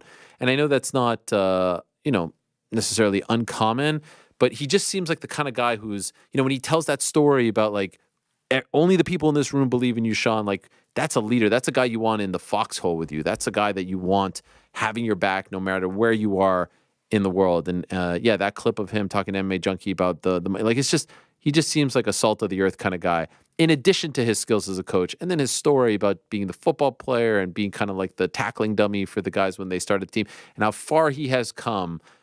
It's just remarkable to see. So yes, easy one for me. Eric Nixick, coach, leader, captain, mensch of the year. Truly a pleasure, and love to see him work the corners as well. The way he interacts with the fighters, the way he speaks to fighters in different ways. It's really fun to see. So yes, he wins. Some others that got some love from the people, and very deservedly so, in my opinion. Dave Lavelle, who of course is the head man over at Renegade. Tim Welch, Hell yeah. who is the head man for Sean O'Malley. Mike Brown, Glover Teixeira, who has nice. transitioned That's a nice over. one. Yeah, really nice. What about Pancho Grasso, who's got that great team over in Mexico as well? Henry Hooft, Eugene Behrman, David Goggins got a shout out. Shout out. From the people as well. Great corner work. And of course, Andy Aspinall, father to one Tom Aspinall. Didn't come to mind, but actually that's a great shout. Yeah. Great shout. Congratulations to Eric Nixick on an incredible year. All right, let us move along now to event of the year. Actually, I found this one to be pretty tough. I'm curious to see where we go. I would venture to say we're all going to have different answers for this one. Just a hunch, just a guess. I have no reason to think one way or the other. GC, why don't you go first? Did you say tough was the event of the year? Did I misunderstand? No, I didn't. That was not. It's actually funny you say that, Yes. Frank. Tough 31 makes it as no. This actually wasn't that difficult for me. I had a fairly easy time selecting this. International Fight Week, UFC 290. The amount of emotion, the amount of crazy fights that we got to see in that one. 9 of the 13 fights ended by finish. You had 4 finishes that happened within the first 40 seconds of the fight. 2 of the 4 that went to a decision, were Fight of the Year candidates. And then you just look, you got Alejandro Pantoja, you got Alexander Volkanovski taking on Yair Rodriguez, DDP with the massive upset of Robert Whittaker, the Dan Hooker, Jalen Turner fight, could have been Fight of the Year. You got Bo Nickel on there. Then you finish the prelims, Robbie Lawler, Nico Price. To me, this was it was one of those events where I was like on a high afterward. It was that good of an event. It was that fun. Started fast, remained fast the whole time. 290, my event of the year. Solid one. International Fight Week, always a fun time. This year, by the way, in June. I'm looking forward to it. 303, McGregor back. Hate it. We gonna be there? Maybe. Let's work on 300 first. What do you say, Rick? I had UFC 285, but this was difficult for me because I didn't think there was like one that stood head and shoulders above the rest. But for me, UFC 285, especially with the return of John Jones is obviously big enough. The upset from Grasso over Shevchenko, and littered with great fights. Like you also have got Shavkat and Jeff Neal on there. You've got Ian Gary low on the main event of like the early prelims. There was all kinds of great action on this card. You got BSD on this card. But the two final fights were like one of the best crescendos of the year. And so, yeah, this for me was the one that I left like not even like being able to believe what I had just seen. Okay, yeah, solid ones. 285 got a nod from the people. 290 got a nod from the people. 295, the people went Another with. good one. Wow, 295 was Yeah, that was New York. yeah, Yuri versus Took a hit, obviously, with Jones falling out and losing Stipe, but the Aspinall win and the Prohaska fight and that finish as well, that was crazy, all that stuff. So definitely. Again, I don't know if there was an obvious one. 296 also got some love as well, but mine, I actually went. I've gone in this direction a couple times. Not often. It's usually a pay-per-view. I went with a fight night. I went with a non-pay-per-view card. Yes, I went with a card that happened just about a month ago. UFC Fight Night Austin, to me, was an incredible time on December 2nd in Austin, Texas at the Moody Center. I mean, let's just go through this. Veronica Hardy with a big win. Jared Gooden with that submission win. Rodolfo Bellato with the TKO win. Then you had the back-to-back slams from Jakar Close and Cody Brundage, which was historic, right? I think it was 13 and 14, if memory serves me correct. The Misha Tate win. Then you get the Dustin Stoltzfus win. Joaquim Silva, Sean Brady's big win. Figueiredo returns with the unanimous decision win against Font at 135. The Jalen Turner knockout against Bobby Green, which of course was marred by the late stoppage. And then the Tsarukian win in just 64 seconds. I mean, most of the fights ended via some kind of stoppage. It was banger after banger. The 2 slams, historic. To me, felt like a pretty damn memorable event. I enjoyed it. Yeah, And I can't again- argue with that, especially with the breakdown you just did. I forgot about the 2 slams. The I 2 was I was slams. really intrigued to see what you were gonna pick here. Yeah, the 2 slams, and a reminder that you take these fight nights out of the Apex, it just feels like everyone's game goes up a notch. They level up, and I thought there were some big performances. It was a very entertaining fight night. Okay, so we all chose a different event. Can you name the one consistent thing with each event? Ended in a knockout or a stoppage? No, not knockout. Jalen Turner fought on all 3 of these. Oh wow. Wow, that is So that's insane. so you thought it was leaving the Apex, but the key is actually put Jalen Turner Yeah, you on just the had to card. put Jalen Turner wow, on the win card. or lose? Yeah, he went. I'm pretty sure he went 1 and 2. Yeah. But still puts on just incredible fights. Jalen Turner, key ingredient of the year to a banger card. Can I tell you one that I actually highly considered putting in this spot? Yes, please. Noche UFC. I did too. Oh, yeah, I for actually sure. did too. Because I not only was it considered a them for fun crowd as card, well. it was a fun event. That's a good Yeah, call. it was awesome. They made it fun. They made it special. They made it unique. I mean, it may win in September of this coming year because they're doing it at the Sphere. You Ultimately, know what hurts it? Yeah, the ending. the stupid. ending. Yeah. No, The ending hurts it so bad. 1,000%. 1,000%. It was so controversial with the 10-8 Yeah. and all that stuff. But in terms of like making an event feel different, special, which is the thing that I sometimes criticize the UFC. This was a fun idea. They overtook boxing in Canelo on that weekend. They planted their flag. Noche UFC was the other one that I strongly considered. All right, let us move along. And when you talk about events, you talk about crowds, you talk about buzz, you talk about excitement. We've talked about some great crowds in the past in Dublin and in England and in Canada. And so this is always a fun one. It's always fun to honor the people as well, the ones who buy the tickets, the ones who support the fighters and the shows, and all of us as well. And so let's go to crowd of the year. I will start on this particular one. And again, there were some good ones, but there was one. This is an amazing thing. There was one country and there was one city that could have won the award for 2 different events. And I will be honest with you, I did not think that this city would be one of the leaders in terms of crowds and enthusiasm at these events. And we first took notice of them last September, meaning 2022. And then we got them again twice this year. And while I think a lot of people will pick the UFC iteration of the big event in Paris, France, I'm going with PFL Paris because I thought that crowd was incredible. The way they were playing along with Cedric Doumbé, the fact that they knew what he was saying when the crowd got quiet, he said, Jordan, JMO, the fact that they were like up to speed on his catchphrase, the fact that PSG was in attendance from Mbappe to Hakimi and all this, like Mbappe is just sitting there with his mouth open after the knockout by Cedric Doumbé. The crowd was hype. Here you see them right there. They were on fire. His walkout, Doumbé's walkout with the mattress could be a contender for walkout of the year as well. But PFL Paris to me was a holy shit crowd and a revelation. It's one thing to have that kind of crowd for a UFC event. It's another for a PFL event. This was a highlight for not only the promotion, but for me, events and crowds, and also a contender for event of the year. So I'm going with the Paris crowd for the PFL Paris debut just a few months ago. What do you say? This is music to my ears. I Yes. had the same pick. Oh yeah, wow, I had the same pick. love it. PFL, I think it was like technically PFL Europe 3. Right. But yeah, I mean, just when you've got that kind of star power in the crowd, when you're playing along, like most of the time, this is not a participation award, right? This is kind of like who had vibey kind of great atmosphere and supported the event.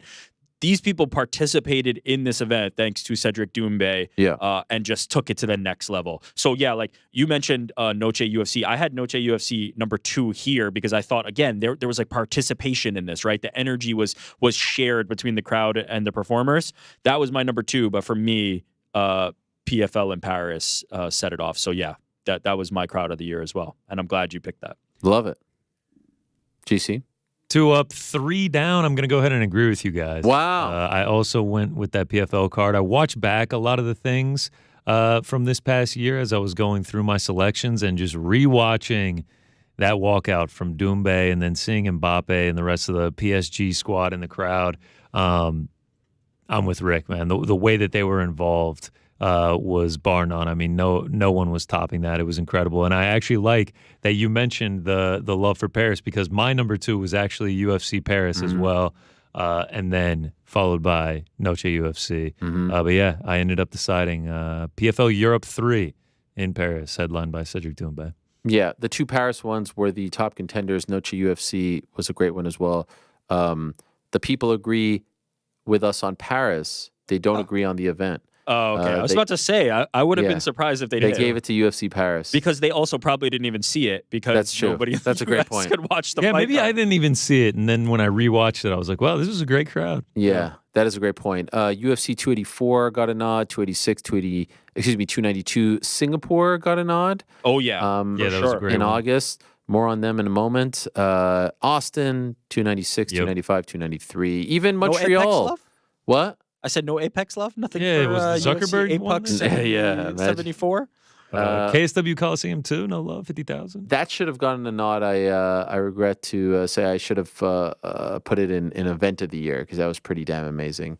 But no, Montreal got a nod for the Elimination Chamber event in Montreal back in February, but nothing else as far as... I actually had a really random one. One Friday Night Fights 34. The In Colorado? The Super Lec Rod Tank fight. The way that crowd was going so crazy during that main event.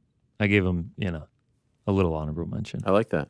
So this is like the fun portion of the show where we talk about like the fun things in MMA, not necessarily fights themselves, but event, crowd. Let's talk walkout of the year. It was one of my favorites because there's just amazing ones. There's the unique ones over in Asia. There's the ones in Europe. There's obviously the UFC ones that are great. I actually want to start with the people if I can for this one because there's a lot of fun ones.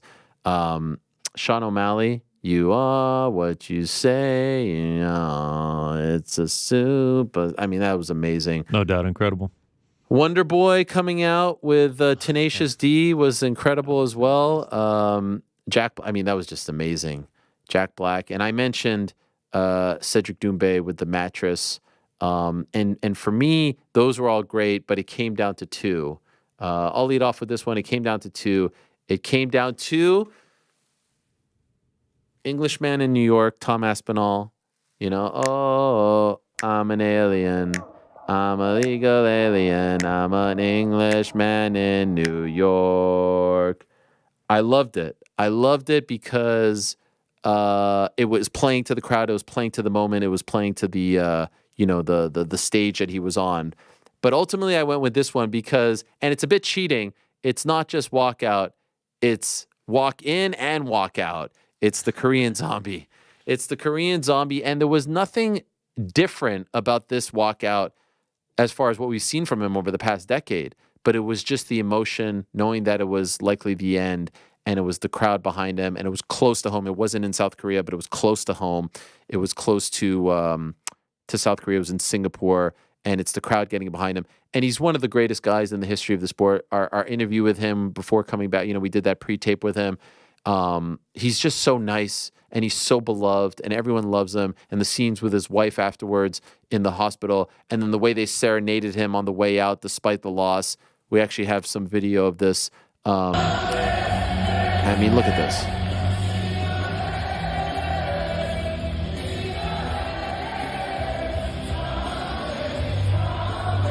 Incredible. And what I loved so much about it was the UFC played it on the way out too, which they don't often do. It was perfect, nailed it. Korean Zombie in Singapore, my walkout of the year, and the people agree their walkout of the year as well. GC?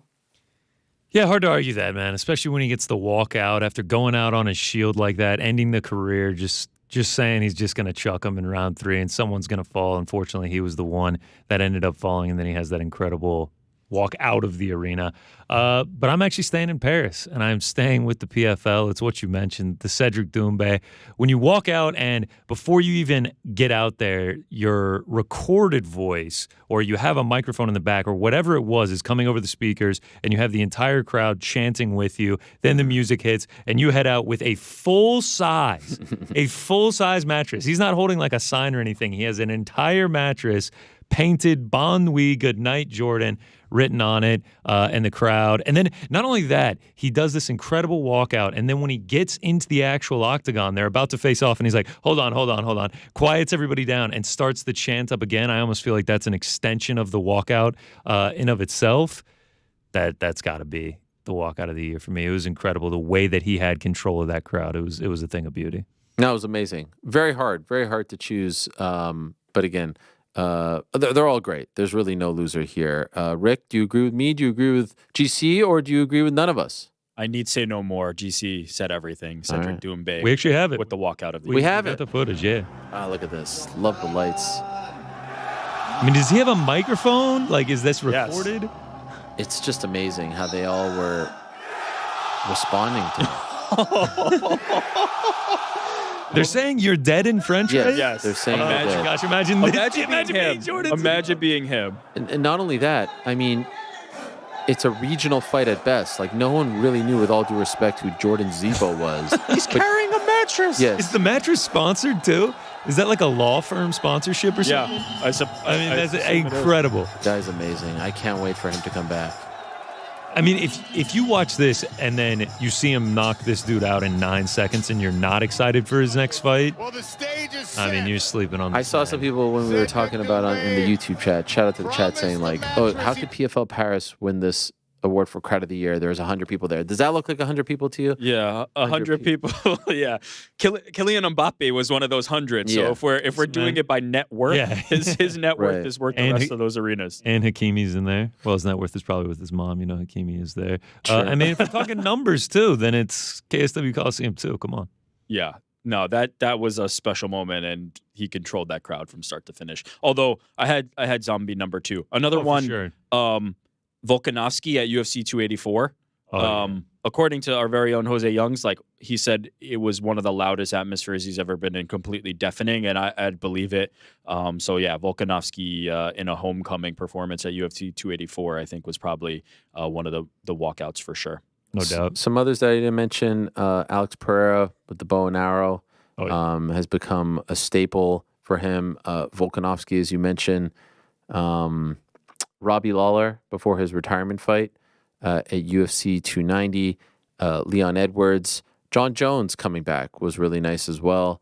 So those are some, and all good choices and a very fun part of the game. We move along now, and speaking of a fun part of the game, I always love this category because it could go in several different ways. It could go with something from the promotion. It could go with something before the fight. It could go with something after the fight. It's promo of the year. And I remember we introduced this after that promo, UFC, I think it was 214, John Jones, Daniel Cormier. And to me, it still stands as the greatest promo in UFC history because they talked about all of Jones's transgressions and the issues between them. And it just felt real and honest and transparent. And so this could, and I remember one year we gave it to BT Sport for one of their promos. I think it was the Khabib one. And so you could go in many different directions. It could be fan made, it could be promotion made, it could be fighter made, it could be fighter said, fighter said going into a fight, said out of the fight. I'm curious to see where we go here. Let's start with Rick. What do you got? Promo of the year.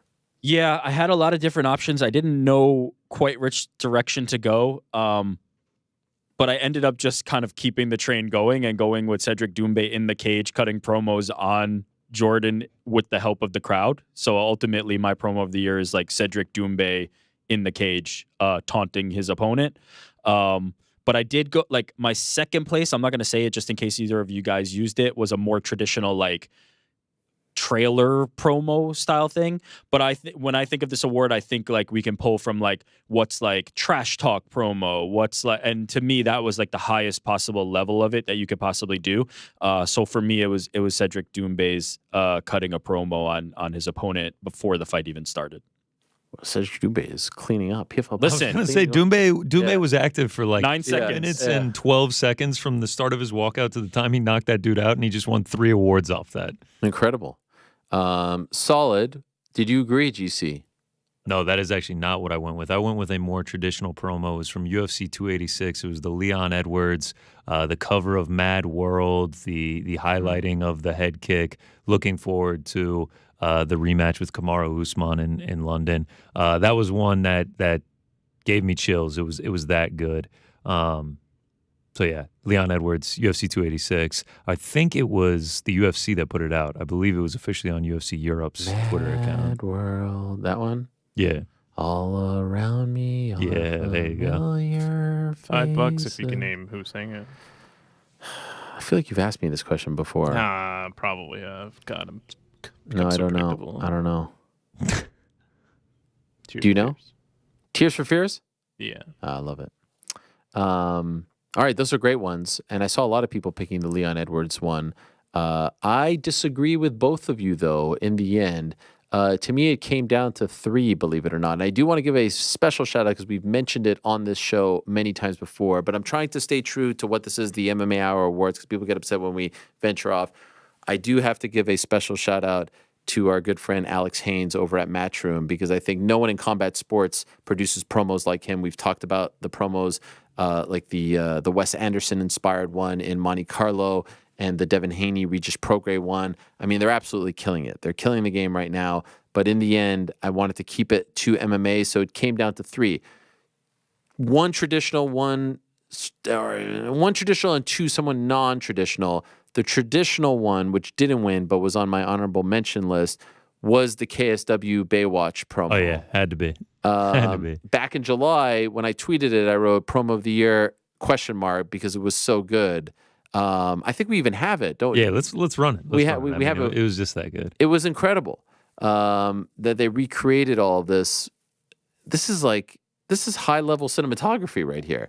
And according to Alan Murphy, who works as their PR, shout out to Phil DeFries, it was comedic. It was fun. He told me that they put this together in a day. I don't know how. This doesn't feel like a day. I mean, this is like an authentic Baywatch open. It's amazing. It's incredible. Yeah, if this is actually a day that is extremely impressive, like even more impressive than I guess it would make sense. Is this everyone on the card and they were all just happened to be in the area? You got the ring girls there. I think they shot it on the week of the event. Footage. I think they shot it on the week of the event, so everyone was on the card. It's amazing. Really well done. And funny, too. The freeze is great. Anyway, that was amazing. Ultimately didn't get my nod, even though, production-wise, it did. It came down to 2 for me. Alex Pantoja, after winning the belt and asking his father if he's proud of him now, was heart-wrenching, but also extremely memorable and felt like a breakthrough moment for Alex. And really just, I was trying to think of the promos that we were thinking about and talking about on the Monday and Wednesday after. And so that was up there. But I remember ultimately listening to Izzy in the cage after he knocks out Alex, and he just goes on this 3-minute diatribe talking about, I wish that you can all feel what I'm feeling right now. And after what happened to him in New York, to come back, presence of mind. And it was everything from the knockout to the celebration to the promo to the celebrations afterwards to the victory lap tour on the internet. Izzy in the cage on the microphone is my promo of the year. And again, when I say promo, you can think of promo in terms of a promotional material or the old school pro wrestling promo where you're on the microphone and you're kind of bigging yourself up. And to me, that was the latter. It had emotion, it had passion, and it was extremely memorable. The people agree with me. They gave it to Izzy post UFC 287. Some others that got the nod, Pantoja post UFC 290. Battle of the Baddest, Francis and Tyson, which, could certainly apply because of because of Francis. Sean Strickland at the UFC 293 press conference, John Jones in the octagon after his win at UFC 285, Charles Oliveira after his win at UFC 289 in Vancouver. Nate Landwehr, after his win at the UFC on ESPN event in San Antonio. Volkanovski, after his loss to Islam Makhachev, and on it goes. There's a lot to choose from, but those are some other ones that came to mind as well. A very fun category. Another special one that I thought was very memorable was Aljamain Sterling at the post-fight press conference after losing to Sean O'Malley. It felt like for the first time he actually got some love, and I thought he handled that very, very well. Let's keep the train rolling along as far as the promotional stuff is concerned. Let's go to poster of the year. Always a fun one, and this is one where I really lean on Kaposa because he is able to find all the gems from all over the world. I do want to give a special shout out to the UFC. I do think that they have upped their poster game. They used to be very formulaic. They used to be like, Photoshop 101. I'm quite certain that GC can make better posters in those 20 minutes after the show when I think he's doing post-show stuff, but he's actually doing memes. I'm pretty sure in that 20 minutes he could do a better poster than most of their posters. But I do think that they have upped their game. I really do. Ultimately, I don't think the UFC has ever won this award for me, and they did not win this award for me. Rick, why don't you go first? Okay, no problem. Last year, I gave this award to Ryzen. This year, I will give this award to Ryzen because Ryzen consistently puts out the best posters. I believe the event number for this one is Ryzen 41. Drawn art as opposed to photorealism. So good. With tigers. You just don't see stuff like this in the fight game. And this is the type of thing that, like, I could pass by a million fight posters with two people's heads on it and not give a flying F about what's going on. But if I see this, I'm going to stop and try to figure out what the event is and what's happening here. I just think Ryzen consistently ups their game on posters. And even when it comes to like the fighters featured on the posters, they're always finding unique compositions for it. I just love what they do. For me, this was the most unique one and the one that caught my eye. So I loved it. Ryzen 41. Amazing. Yeah, I mean, you could really give Ryzen the entire... Every year, Ryzen could win this thing. The entire lot. I'll go next and then UGC. Again, a lot to choose from. You can give it to Ryzen every single year, but I actually went off the board a little bit. I went with Deep Jewels 43. Yes, the classic event, Deep Jewels 43. Here it is. Do we have it? I actually pulled some of my family members. Yeah, look at that. I mean, the cartoon, the comics, the colors, the characters. I mean, that's good stuff. What is that? Pop art? What is that? Anime? I don't know, but it's great. The bang. I mean, this is all good stuff. I love it. Isn't that great? I mean, what's better than this? It is a fantastic poster. I love the amount of colors that are going on here. Yeah, no, that's great stuff. Let's take a look at it one last time. I just want to revel in it. I like it so much. Well, a lot you're really to choose reveling, from. yeah. It's great. Can you read the Shout bottom out Deep for Jewels. us? No, I cannot. All female card? Yeah, Jules is female. Oh, okay. Yeah. Japan just does posters better. They really do. They You just take do it posters seriously. better. They're probably really working on the next one right now. Sure. What do you got? What do you got, GC? Yeah, so I mean, this kind of comes at a point of contention as we hinted at the break, but mine is actually the UFC Artist Series, which I know some people that can kind of be up in the air, but the UFC 287 Artist Series by Andrew Huerta. This one is just unbelievable. You got Pereira's face massive in the back with the war paint on it. Izzy, I don't even know what's happened. It's got like the electroids coming out of him. Then you got the Miami rising sun behind Jorge and Burns. Just an unbelievable piece of art. I mean, this one you're still getting the faces of the fighters on it. You're getting a little customization to the city that it's in. This is top-notch stuff. I mean, if every UFC poster looked something like this, I'd be buying every single one of them. No, it's great. I never look at the Artist Series, and maybe I should, because it is acknowledged by the promotion, but it doesn't feel like the official poster, you know, like when all is said and done. Because it technically isn't. I do have an official poster. Oh. And of course, it is Ryzen. That's what I went with. That's Ryzen 44. I mean, I don't even know what's going on here, but the yellow, the birds, you got the Saitama Super Arena in the back. It intrigues me. I don't know who's fighting. I can't tell you a single fighter on this card, but it makes me want to watch. It looks like a horror movie. It's incredible. So none of us went with Day of Reckoning, and there was some talk of that. Again, not an MMA event, but longtime boxing scribe Dan Raphael reached out to me when I said this was a contender for post of the year, and is like, this doesn't make me want to watch the fight. Like, what is this, you know? And so I guess you can apply that line of thinking to the Ryzen posters, but to me, it's just like, what do I want to frame and put on my wall, right? Exactly. There's definitely that, but I actually would go the other way. I think that actually does make you want to figure out what's going on and tune in, right? Like, well, it doesn't necessarily have like Frazier and Ali's face like together. You know what I mean? Like, so yeah. I did not know Ryzen 41 existed until the poster, and then I went, oh, what's happening there? Like, and Day of Reckoning, I think, is the same thing. When there's that kind of like interest and allusion to the poster, that's I agree. kind of the point of it, right? The poster is not supposed to be like everybody who knows about this fight is going to see it and want to watch them compete. Like, I don't go to posters to get me excited about a fight, but the posters are supposed to be informational and transactional and make you want to be more interested in whatever, learning more about what's happening here, and then seek out that information. So I would actually argue the exact opposite. I agree. I would actually argue Day of Reckoning's poster did exactly what it was supposed to do, and probably got some people who might not have thought about it to think about it. It would not hurt the UFC one bit to do a couple that aren't just the fighters. They should make the artist series either facing each other or, you know, facing the front of the poster with their fists the out. artist Comments series from should the be peanut the gallery? official. Please, yes. Right. Yeah, because I feel that a poster is just to commemorate the event, regardless of who's fighting. You know, because it's just the event. And I take that from like concert posters, for instance. There's not pictures of the band or the artist playing. It's usually the artist is given free reign to just mark the event, so you have something to remember the event by. Yeah. That's just I agree with this. I think Dan wants album covers with just the artist standing there, you know, with a silhouette. Just Like, give him a Make it barcode. crazy. who's gonna buy that? Who's gonna buy that CD? Because, you know, they don't have the artist. Just When I buy clearly featured wine, right on it the better front have of the it. grapes on the front, or I'm not buying Yeah. the wine. I don't agree with this. I'm just Sorry, telling you Dan. what the old guy. A lot of honorable mentions in this category. Yeah. Yeah, I mean, we got. What do we got? What do we got? We can run through them. We can Let's- run through let's them. We see. got I love a lot of this. Rising. I mean, Look was at this. Another was great most one. recently. Yeah. I mean, you're still putting the fighters' faces on there, but in a creative way. Love it. This is just, I don't know. So good. Again, sometimes I just don't even know what's going on with these. But it's We're in just the so city. good. That's kind of one of the Love the key elements, colors. like the old Pride posters. Like, there's just randomness to it that also is attractive. Here's another one. Yeah. This is a creative way to put the two fighters on there.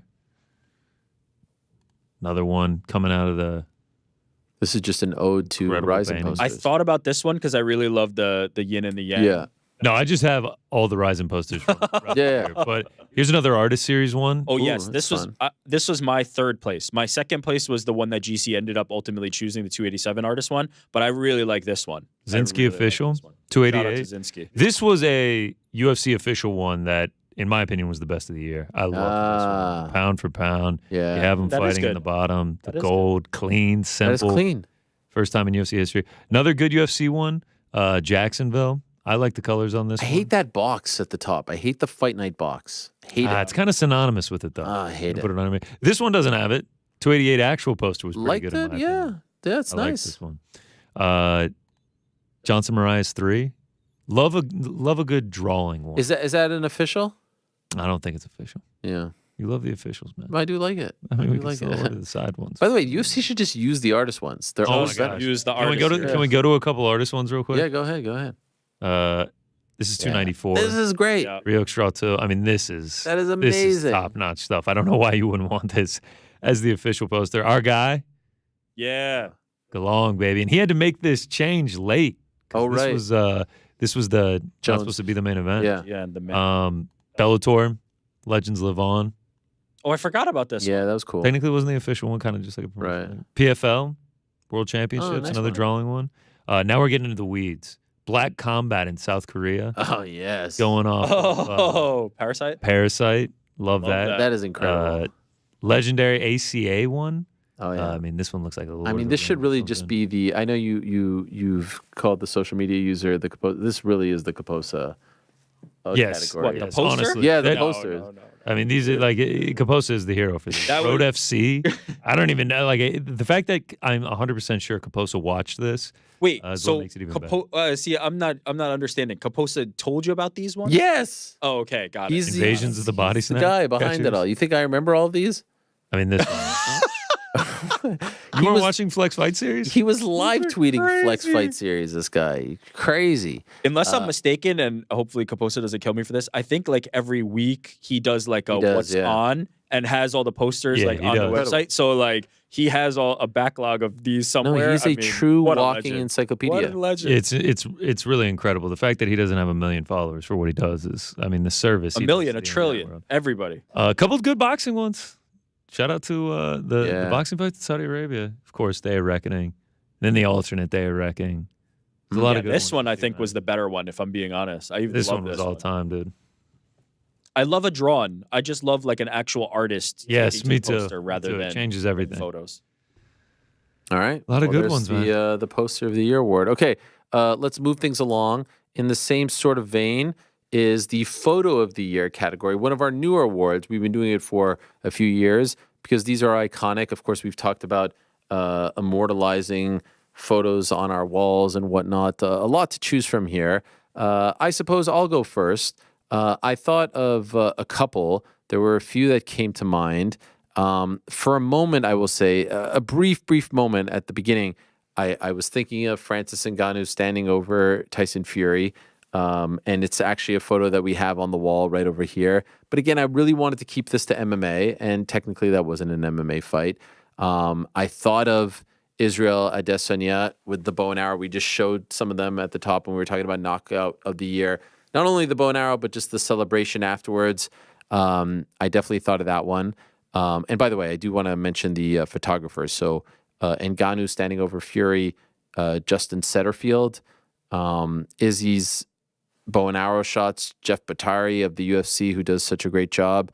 There's the Islam Makhachev one where he's doing the shh, and Volk is in the background, blurry.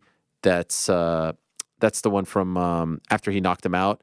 That's Chris Unger who took that photo. John Jones also with his finger over his mouth against following his win over Ciryl Gane. But in the end, I actually went with one that really gave me all the feels and that we put up on the wall. It's not on the wall right now, but we do have it. It is this one. It is the photo that was taken after Fyodor Emelianenko's last fight in California, very early 2023. It's not special. There's no iconic pose. The lighting isn't anything to write home about. It was taken by Lucas Noonan of Bellator.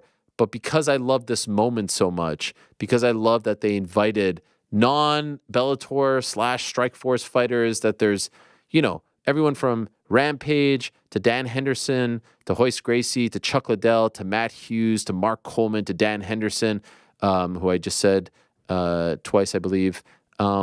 It just was nice. It felt good. I love this stuff. I'm a sucker for this stuff. The legends coming together. That to me was an incredible moment. I maintain it should have happened before the fight, as I fought hard for. Remember, I said the walkout should have featured those guys. Essentially, what they did in Saudi, by the way, when Francis and Tyson walked out. Remember, they had the champions kind of like in the hallway. That's what it should have been. In the end, though, it's fine. The photo lives on. That's my Photo of the Year by Lucas Noonan of Bellator. GC? Yeah, it's a great photo. I mean, especially if you're familiar with the history of the sport. But I'm actually going to go a different route. You said it's not MMA, so you didn't want to do it. I didn't care. It's just too good of a photo. I am going to take Tyson Fury, knocked down by Francis Ngannou. Ngannou's standing over him. It's just an incredible picture. It's just like this time last year, we talked about Strickland being the champion. If you had told me this time last year, I wouldn't believe it. This time last year, if you had showed me this photo, I would not believe my eyes. I mean, for him to not only get the boxing match with Tyson Fury, but to also knock him down and the photo to come out like this, it's unbelievable stuff. Yeah, it's great. Storybook. Amazing. It's the only one that Sports you photo, currently got on. No, I know. On the set. It's a pretty incredible photo. I also went a completely different direction. Okay. I chose one from Instagram. I have no idea who took this photo. It's John Jones and Israel Adesanya, the link up of the century. One. To That's me, a great this one. when this hit the internet, That was a great one. I yeah. was just like my heart was warm. That my was great. mind was blown. Like we saw the glimpse of it with Izzy doing like the video with John Jones. He's like this Yeah. mother effer John Jones. But when you see them arm in arm like this was power. This is power right here between two of the best fighters on the planet. This photo, it was very hard because I had another more traditional, conventional photo as my number 2, but this was the one that I will remember. And yeah, Israel and John, just like who would have thought? That's an amazing one. That's a really good one. I love that What a one. moment! Wait, what month was that? Was that? It was early in the year. Did he? So he was not champ, right? Oh, you know what it was? I think Izzy. I think John was going to Vegas for like the pre-fight press conference for Ciryl Gane, and Yeah. Izzy was there too for the press conference. They were doing one also for his fight against Alex Pereira. That was great. Yeah, you're right. I mean, considering how volatile that relationship was, Vitriolic. It was just so nasty, and those two are just embracing. It's the mega powers. It's the really arm is. in arm.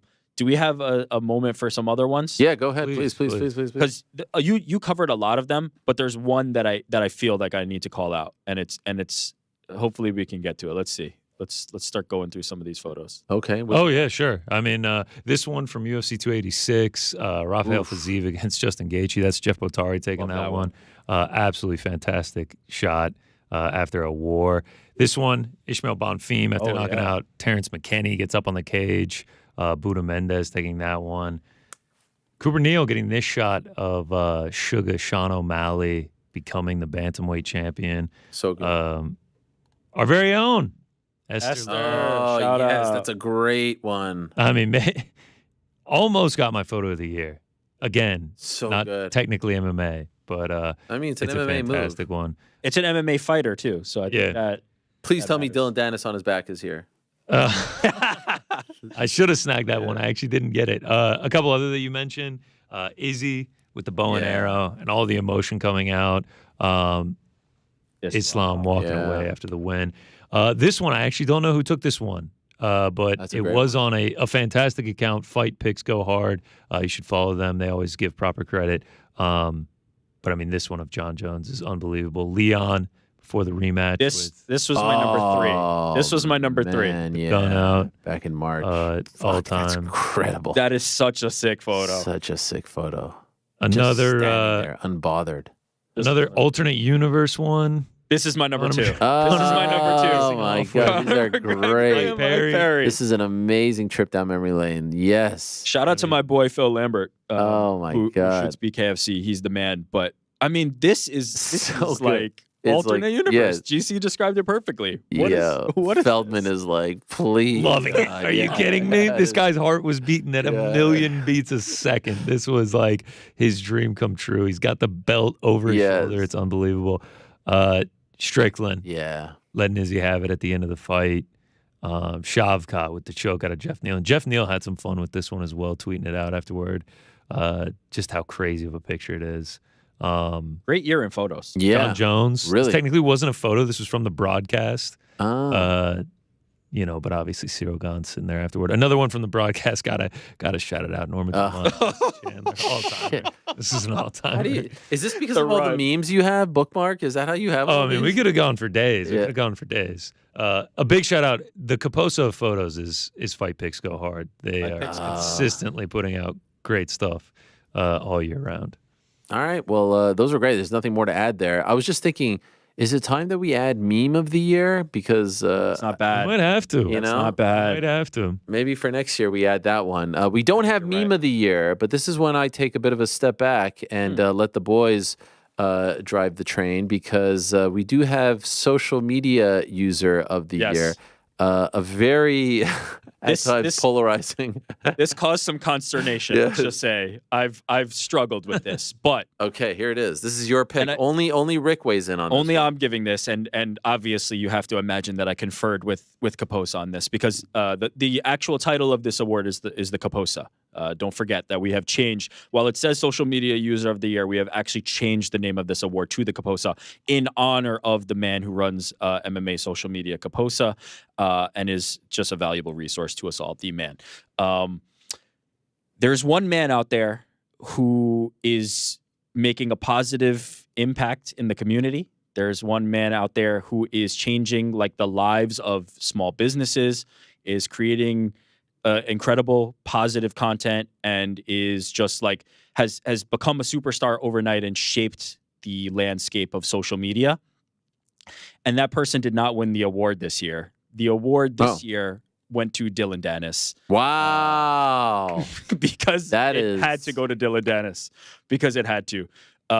There will be some people who will take issue with what Dylan Dennis did. And I will say, transparently, I do not agree with what Dylan Dennis did. But if you are talking about who drove the most traffic and who created the most stir and who effectively promoted an entire fight on the foundation of social media and built it up to be one of the bigger fights of the year, I could not give it to anybody other than Dylan Dennis. And I struggle to think if this should be the answer. But ultimately, I've conferred with Kaposa and we agreed that nobody was able to have quite the impact on the fight space, social media, other than Dylan Dennis. So shout out to Dylan. Wow. How do you feel about this, GC? This is a tough one. He went from like 300,000 followers on Twitter to over 1 million. Now he's at over. But at like what 4 cost? mil. At what cost? What did it cost? The engagement is not hitting like it was during the lead up to the fight. But the point is, okay, so let me just play devil's advocate. Are we Sure. rewarding, subhuman behavior? I would ask you, that's a slippery slope. I would ask you, are there other categories here where there's some people that we're selecting that we are rewarding? To this level? Who would come close?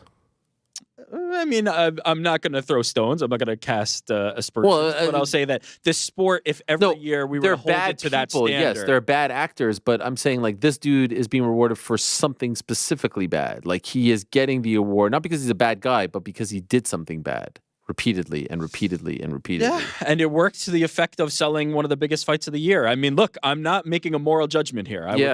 I would not recommend this, but it is the answer. It is the unfortunate answer. Wow. I can see some people. I'm curious what the people have to say about this. I mean, this led me to go to Dylan Dennis's Instagram, and I'm trying to pull it right now, but we do have a late entry for photo of the year. I don't know if I'm going to be able to get this in time. Okay. It is let me just say while you're doing that, I mean, I totally understand where you're coming from.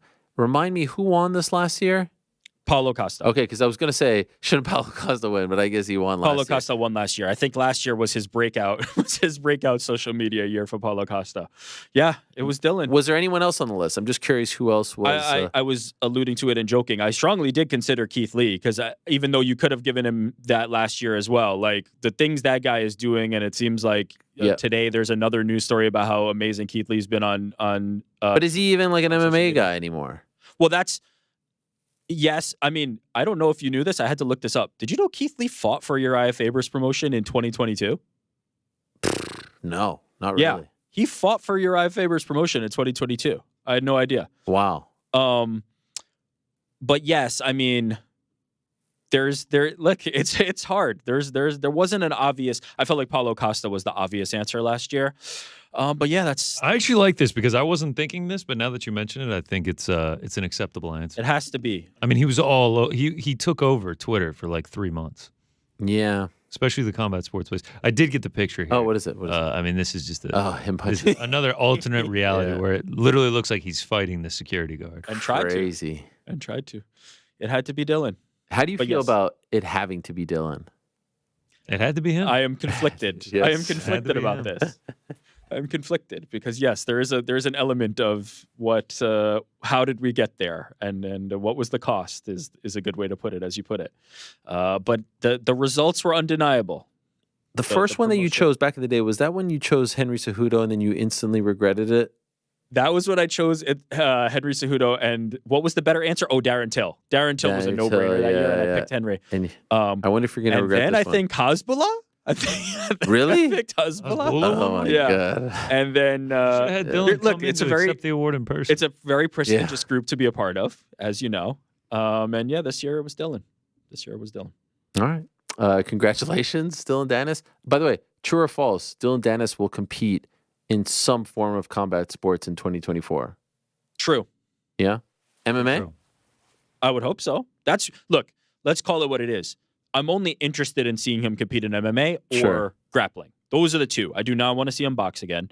Bare knuckle, I guess if I had to, I could be convinced of that. But like the dude is a really, really legit grappler. There's no reason he couldn't be somebody who competes with somebody in MMA or in a grappling competition. I mean, it might be time to finally dust off the Gordon Ryan versus Dylan Dennis thing. But yeah, I hope so. I hope so. You agree, GC? Yeah, I'll say he does. Yeah. I'll say thanks. All right. Well, congratulations to Dylan, social media user of the year. Before we get to our next pick, because they are related, this is GC's time to shine because we've got Bad Beat of the Year coming up, Underdog of the Year, Lock of the Year, Most Profitable Fighter of the Year. Those four, that 4-pack is very much related to what he does very, very well, and that's the gambling side of things, of course, still to come. Male fighter, female fighter, fight, round, feel-good story, and more. A quick word from our good friends over at DraftKings Sportsbook. Of course, UFC on a bit of a break right now. They are coming back next weekend. They've got their first fight night next weekend. There's also the big Artur Beterbiev fight against Callum Smith in Quebec City. But of course, everyone buzzing right now over college football. Yes, the championship is here. DraftKings Sportsbook is making sure you can throw down on the epic showdown for a shot at big bucks. New customers can score 150 instantly in bonus bets for betting just $5 on the championship game. Sorry, do you see that your guys aren't in it? But what is it? Washington, Michigan, right? Washington, Michigan. Let's go Dogs. Huskies. Okay, all right. I was curious where you were going with the Dogs thing. Yeah, they say go Dogs. Who's the favorite? Michigan. Michigan big? 4-point favorite. 4-point Better favorite? 4-point favorite. I'll That's probably be betting Washington next Monday. next Monday. My guy Michael Penix. Frank and I don't care about that. We care about Sunday night, Bills, Dolphins. Never before can I remember where it's the 2 seed at stake or potential out of the playoffs. It's unbelievable, but that's what's at stake. Anyway, all kinds of action available to you right now via DraftKings Sportsbook. Download the app and use the code The MMA Hour. New customers can score 150 instantly in bonus bets for betting just $5 on college football. Only on DraftKings Sportsbook with the code The MMA Hour.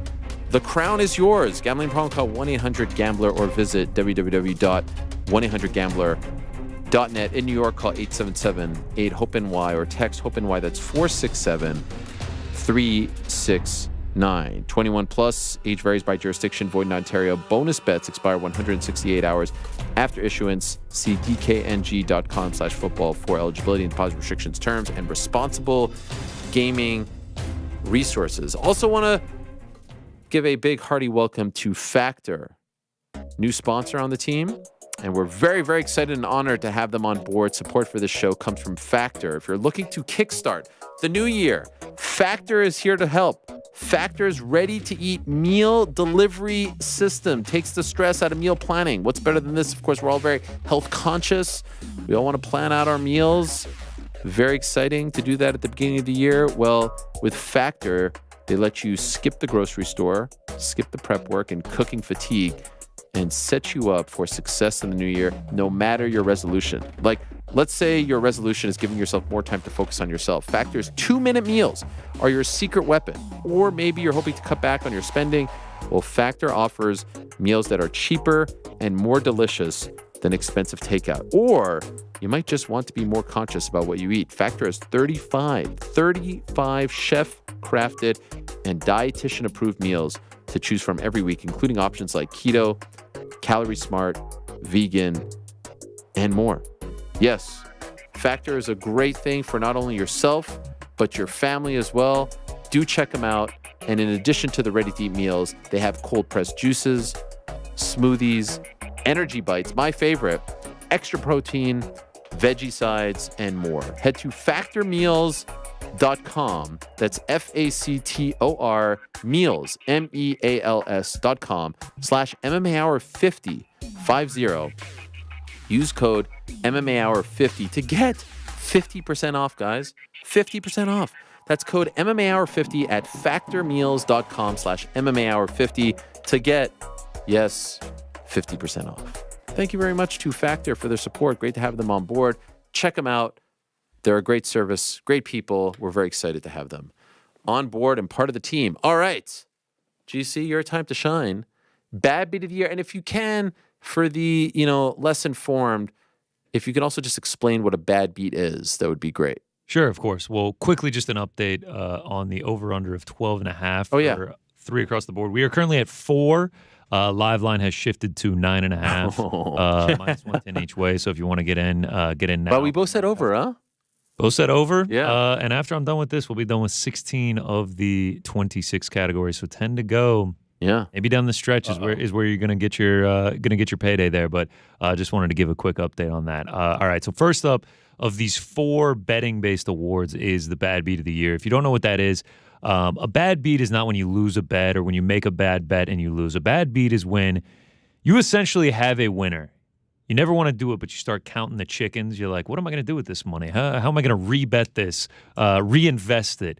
It's essentially when you are given a loss, given a defeat, when you have a win almost in hand. It hurts. It makes you sick to your stomach. It's just one of the worst ways to do it. And actually, this year's didn't result in a loss, but let me just set the scene here. It's a beautiful Saturday in the great month of November. You're sitting down on your couch to watch. What better than a UFC Apex card? And it's the early prelims. You're just getting into the night. You got an underdog. You got an underdog in Trey Ogden. He comes out, clearly wins the first 2 rounds. He's looking good on the live odds. He's up 20-18, likely on all 3 judges' scorecards, unless there's some tomfoolery going on. And you're feeling good. And then in round 3, he's well on his way to winning the 3rd and final round. And then it looks like he gets the finish. He gets a submission. You're celebrating. You just cashed, a plus 110, plus 120, whatever it may be. And then it turns out that Nicholas Mota actually did not tap to Trey Ogden, and it was a mistake made by the referee, Mike Beltran. And instead of going to a technical decision, it is turned to a no contest, and your winnings are turned to nil, and all you do is get your money back. Well, that happened in November at UFC Apex 82. You can see the scorecards right here, up 20-18, except for Chris Lee. Not really sure how he scored that one for Mota. Ogden outstruck him 41-12. In that round. Don't really know what he was watching. Either way, you had to feel good going into round 3. It looked like a winner. Then it was a winner. Then it was not. Trey Ogden obviously upset afterward, was asking for his purse money after the fight, but saw a lot of people that were on Trey Ogden that week, made a really good bet, and ended up not getting their winnings in this situation. Oh, I thought Rick was going to say something. Just that's a horrible beat. He was posturing up. I agree. He was posturing up. But thank you, Rick. I appreciate that. Let's move on to the underdog of the year. You're probably thinking this is Alexa Grasso. Maybe it's Sean Strickland. No, we actually head to the great promotion that is no more. We go over to Bellator. There's nothing better than sitting down for a nice Friday night at Bellator. You got a giant jockey parlay, and it gets killed on a minus 1,600. Well, that happened to you if you backed 4-time national champion in wrestling in Joey Davis. He made his return after almost a 3-year layoff against Jeff Creighton and ends up losing by a very close split decision. Jeff Creighton, plus 864, gets it done by splitty over Joey Davis at Bellator 293. According to Tapology, he was the biggest betting underdog of the entire year that cashed in MMA.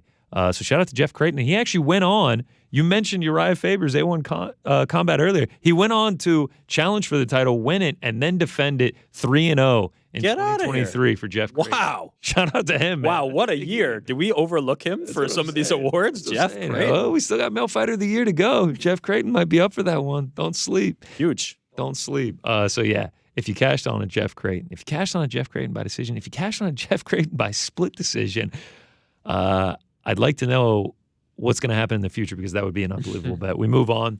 There could be some contention here with the lock of the year, as we actually get our first back-to-back winner, especially after the last performance he put on. But there's no one else that I could choose. If you can name someone, I'd like you to.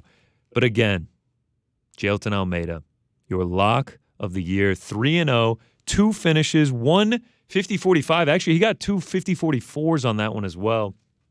Outstruck his opponents 87-21 while winning all 8 rounds that he fought in, was never in any danger, was never hurt. He's just, when I say lock of the year, I mean just like one of those guys you know you can throw in the parlay, you know you can bet on him, and you're going to have nothing to worry about. And in 2023, in 2022 as well, that was Mr. Jailton Almeida. Has a tougher test to kick off 2024, but so far in his UFC career, throwing Jailton Almeida in the parlays has resulted in very few sweats so far. And then last, By the way, but not least, how hard is it to get all these stats? Like, you know, it takes some digging. Yeah. It takes some digging, especially the underdog and the most profitable. The most profitable takes the most digging because you don't really know. And actually, for the first time ever, the most profitable fighter of the year does come from the UFC. I'm curious if you guys have any guesses on who it may be. Oh boy, man, most Strickland? profitable. It's not a bad guess. I'm just figuring the Izzy, and then he probably wasn't like a huge favorite over anybody. If he was DDP? Not a bad guess. No, I don't know. Who is it? I'm trying to think of someone who had big wins. Had to fight a couple times. It's actually a newcomer. Newcomer. Oh, is it BSD? Elvis Brenner? There it is. Oh, yeah. He got mentioned Mr. a Rick lot. Yeah. guessed it. Yeah. 3-0. Oh, for man. Elvis Brenner. Plus 470 against Sabira Tukugov. Comes in on about a month's notice. Gets that one done by split decision. Then in July, takes on Garam. And again, a huge comeback. Giant cut on his head. Looks like he's dead to rights. Gets the finish in the 3rd round. Cashes as a plus 475. That's insane. First one, he was the biggest underdog on the card. Second one, he was the second biggest underdog on the card. And then gets a short notice matchup to end out the year for him against Kainan Krushkevsky. I know I botched that one, but he's the rightful favorite in that one and gets it done in the very first round. If you had bet $100 each time Brenner fought this year, you would be up $992.62. If you had bet $100 and then just rolled it over every fight, you'd be up $3,989.40. So what a year for Brenner. Massive underdog tickets cashed by him. And obviously, these odds via Tapology. If there's someone that I missed, I am but one man with a computer to research. I'd love to hear everyone's thoughts if I missed someone. But from what I found, most profitable fighter of the year, Mr. Elvis Brenner. Congratulations. I thought maybe Jesus Pinedo would get some love. Yeah, he had a great year. Unfortunately, he had the loss to start it out. And then Impa, he had an unbelievable year, went 5-0, but he was actually a favorite in every single one of those fights. Yeah, that is true. Oh, Impa as well. Yeah, Kasangane. Yeah. Great story. He could be a mention for a comeback fighter, any one of those coming up as well. But yeah, a lot of people were talking about Elvis. That was great. That was Just great stuff. Two nearly 5-1 dog performances. It's crazy. That's insane. Crazy, All right. Those are the 4, right? Those are the 4. Tremendous stuff there. So, of course, great stuff from Rick. I love that. This is my favorite part of the show because it's not about me. I get to sit back and see you guys, do your thing. We've got Rick doing his thing with social media user of the year. We got GC doing his thing. Incredible stuff. And last year, you may recall, there was a bit of a miscommunique with our guy, Mysterious Frank. Yes. Frank, you remember this, right? Mysterious Fight of the Year. All of a sudden, I have all this extra anxiety. We wouldn't do that to you. We would not do that to you again. I felt bad. The boys felt bad. It was well played. Now that I'm remembering it, damn.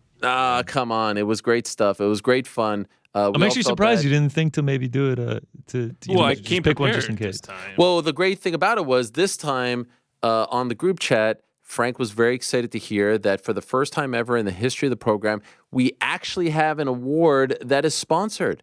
Amazingly, we have an award that is sponsored, and wouldn't you know it, as luck would have it, it would be the one award where Frank gets to pick a winner. Yes, because Frank is such a big supporter and fan of Most Valuable Promotions, MVP has actually sponsored an award this year, and there's only one person who picks the winner. It's Frank, because he's such a big fan and supporter and admirer of all things MVP. Frank, how excited are you about this year's MVP Fighter of the Year? Of course, we've been talking about it on the chat. You're all in. I'm sure you've done great research here. Just your thoughts about having this award sponsored and it being all to yourself. You know, having a sponsored award just speaks volumes. I mean, honestly, every award should be sponsored. And yes, that is true. If there are companies watching the show right now, they need to open up their coin purses and just start throwing it our way, because it's such an honor. And you isn't feel it more amazing? pressure having the only sponsored award?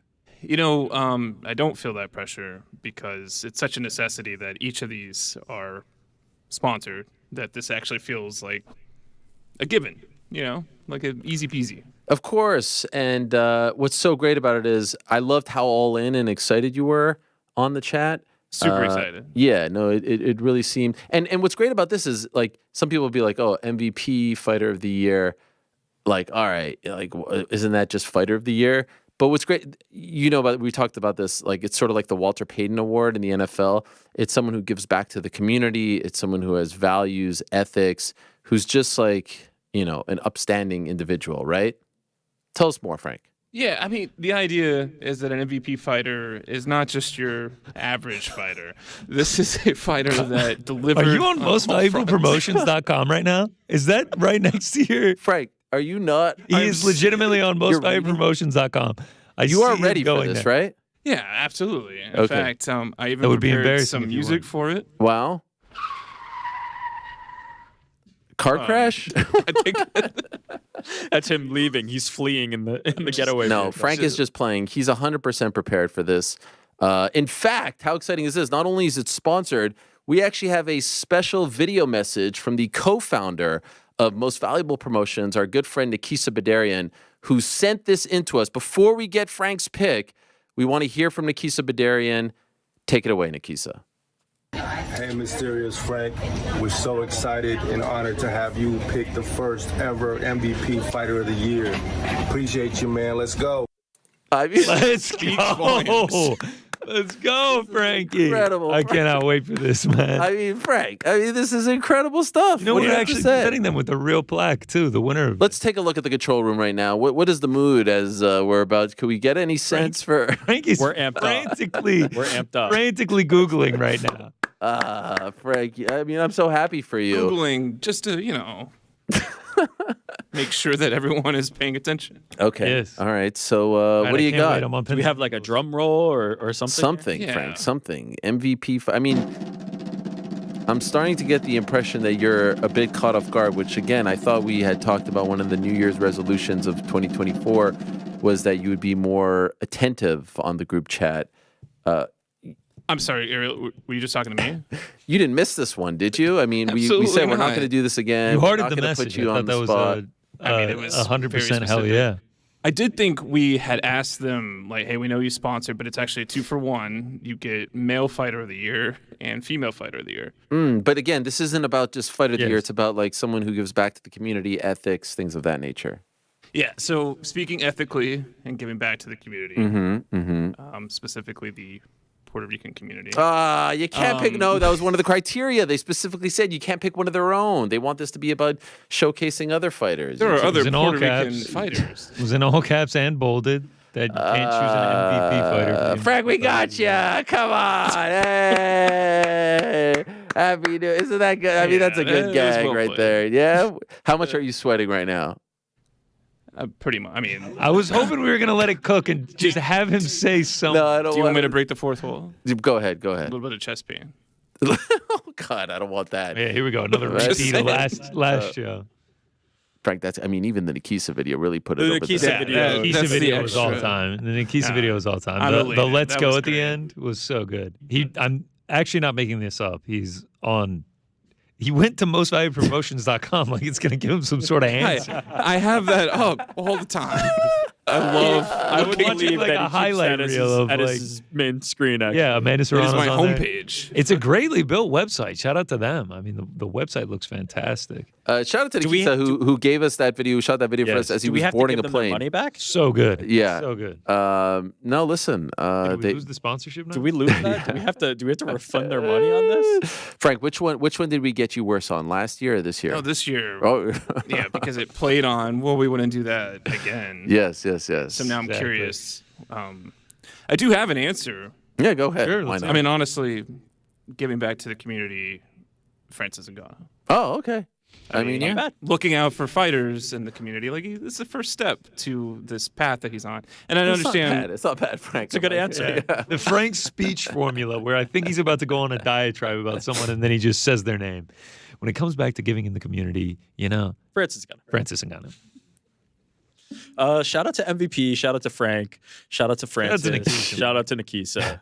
The whole deal. That was fantastic. I've been looking. I actually am a little disappointed in myself. I couldn't stop laughing as I was delivering this, and then the video just put me over the the top. video I- is so good. I didn't know what we were transitioning to, but once you started laughing, I was like, oh yeah. Okay, Literally, great the stuff. images of the group chat were going through my head. Oh my god! What did I there were a couple agree of to? times where I pulled up that group chat and it was like 79 messages. I was like, Yeah. I'm gonna just Frank this one. Oh, really? Oh, I read That every hurts. one. I read every Those single times. one. That Times hurts. where I gotta Frank it. The YouTube chat is loving this.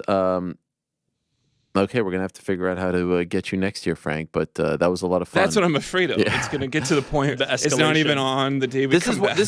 this is one of the only times that I wish you were on camera so we could have seen your Yes, face. yes. But that's half the fun. All right, one of let's the only times. let's move along now and go to comeback fight of the year. Had a little trouble with this one just because there was nothing that really truly stood out. I'll kick things off. In the end, I think this is one that we're all going to agree on. It's one that happened in the summertime. It was a fight night at the Apex. Kind of came and went. Started off horribly for Edson Barbosa in the first round, but he was able to turn the tide and defeat Sadiq Youssef. The old dog still had a few tricks left. Again, looked very bad for him in the first, but he came on very strong. There you see him in a very dire situation, but there you see him victorious, hands in the air. Edson Barbosa, Sadiq Youssef, comeback fight. And a reminder, we have comeback fighter. I think it's important to separate these two. But in terms of the actual event, the actual fight, comeback fight, Edson Barbosa, Sadiq Youssef. Rick? 2 for 2. I also had this fight. There were a few. There were some other ones in the running, but for me, this was the one with the biggest shift. I mean, it looked like Edson Barbosa was absolutely dead to rights. You have a guy in there who I have a lot of faith in as a future prospect in Sadiq Youssef, and thought this looks like the beginning of the end. And to his credit, absolutely just completely turned it around. To the point where the end, it seemed like a foregone conclusion that Barbosa was going to win. A very drastic kind of shift. I think for me, the story of this one and why I chose it ultimately is how drastic the shift was from round 1 to round 5. So yeah, Edson Barbosa. Love it. GC? Yep. That makes it 5 that we agree on, all Yeah. 3 of us. I mean, to get 10-8'd, probably could have stopped the fight in that first round, and then to come back and win all 4 of the last 4 rounds across all 3 judges' scorecards was incredible. The heart that took, that was truly a comeback of the year. And by the way, an update, Kaposa has weighed in on your pick. He wrote, while Keith Lee uses platform... Let me just okay, go ahead. correct the record real quick. It's our pick, right? Yeah. Kaposa is a part of this. Okay, part fair of this enough. committee here. He is aware, of the comings and goings. But yes, continue, please. And by the way, I initially thought when you were talking about Keith Lee, this is where my mind is the pro wrestler Keith Lee. Then I remembered the MMA fighter Keith Lee. There's a pro wrestler. I thought of the judge, Chris Lee. Oh, yeah. I thought of No. Keith Peterson, too. No joke. And I was like, wait, he doesn't have Keith any- Lee is like a Yes, I celebrity, know, I like a know. legit I know. celebrity right now. It's kind of while incredible. Keith Lee used his platform for good, changing lives, communities, and businesses, I felt associating him with MMA would be disrespectful, Kaposa says. And by the way, he's allowed to say this. He's one of Yeah. the only that is actually truly Yeah. allowed to say this. Dennis used his platform for pure evil with a disgusting posting campaign that may lead him to bankruptcy, the true spirit of MMA. He's right. Wow, he said that perfectly. He's absolutely right. That was tremendous. All right, so we all agree on comeback fight of the year, and the people Yes. agree as well. They gave it to Barbosa Youssef. Some others that got some nods. Adesanya Pereira too. In Miami, it wasn't going great for Izzy. I don't know about that. I feel like it was kind of like a toss-up fight, but I mean, fair enough. Hooker Turner. That was there. Edwards Usman 2. Grasso Shevchenko 1. Solid. Wait, Edwards Usman 2? No, or it should be 3. Should be 3, Still. unless this was a mistake. Still, that didn't look like a comeback. Yeah. That was Brenner against Garam. That was Brenner versus Garam. Kudata Elite. Yeah, Brenner. Yeah, Brenner versus Garam is up there too. So yeah, those are some. And with that in mind, let's go to Comeback Fighter of the Year. How about that? I like this one a lot. Actually, breaking the fourth wall, I actually advocated to split this one for male and female. And then I was kind of, we talked about it, and then, we don't want to make the show so long. So we kept it, as per usual, just Comeback Fight of the Year. Many to choose from here. I'm curious to see where we go here. Let's start with you, GC. I'm actually glad you started with me. This one, I went back and forth, but in the end, I feel very solid about my pick. It's our man, our guy, Tommy Aspinall. Yeah. I mean, the way that he went from leaving the arena crying on a stretcher, the way that he talked about the downs that he went through after that injury when he fought Curtis Blades in July of 2022, to come back, and when he was going into that Tibera fight, I mean, we weren't sure how he was going to look. Is the knee going to be all right? He comes out, he gets a knockout in the first minute and a half of that one, and then he goes for greatness. He takes the fight on short notice against the absolute killer in Sergey Pavlovich, goes out there, knocks him out in the first 90 seconds again. 2 fights, less than 2.5 minutes of fight time, I believe, is now the interim champion and is now calling for a potential dream fight against John Jones. For me, Comeback Fighter of the Year, Tom Aspinall. Yeah, that's a great one. It's an absolute great one. I had a lot of trouble with this one just because there were so many good candidates. Rick, who'd you pick? Yeah, Tom Aspinall was on my short list. My winner, John Jones. John Jones coming back after that layoff against the guy who was a top contender in that division, had fought for titles, for switching weight classes, the long-awaited heavyweight debut of John Jones, all the factors involved. I couldn't give it to anybody other than John Jones. Like, he stamped his mark on the heavyweight division and kind of set up for all these big fights ahead. So it had to be John for me because of how long the layoff was and how he looked coming back. Love that one too. The people agree with you, GC. They went with Tom Aspinall. It couldn't have looked worse for him last year, meaning 2022.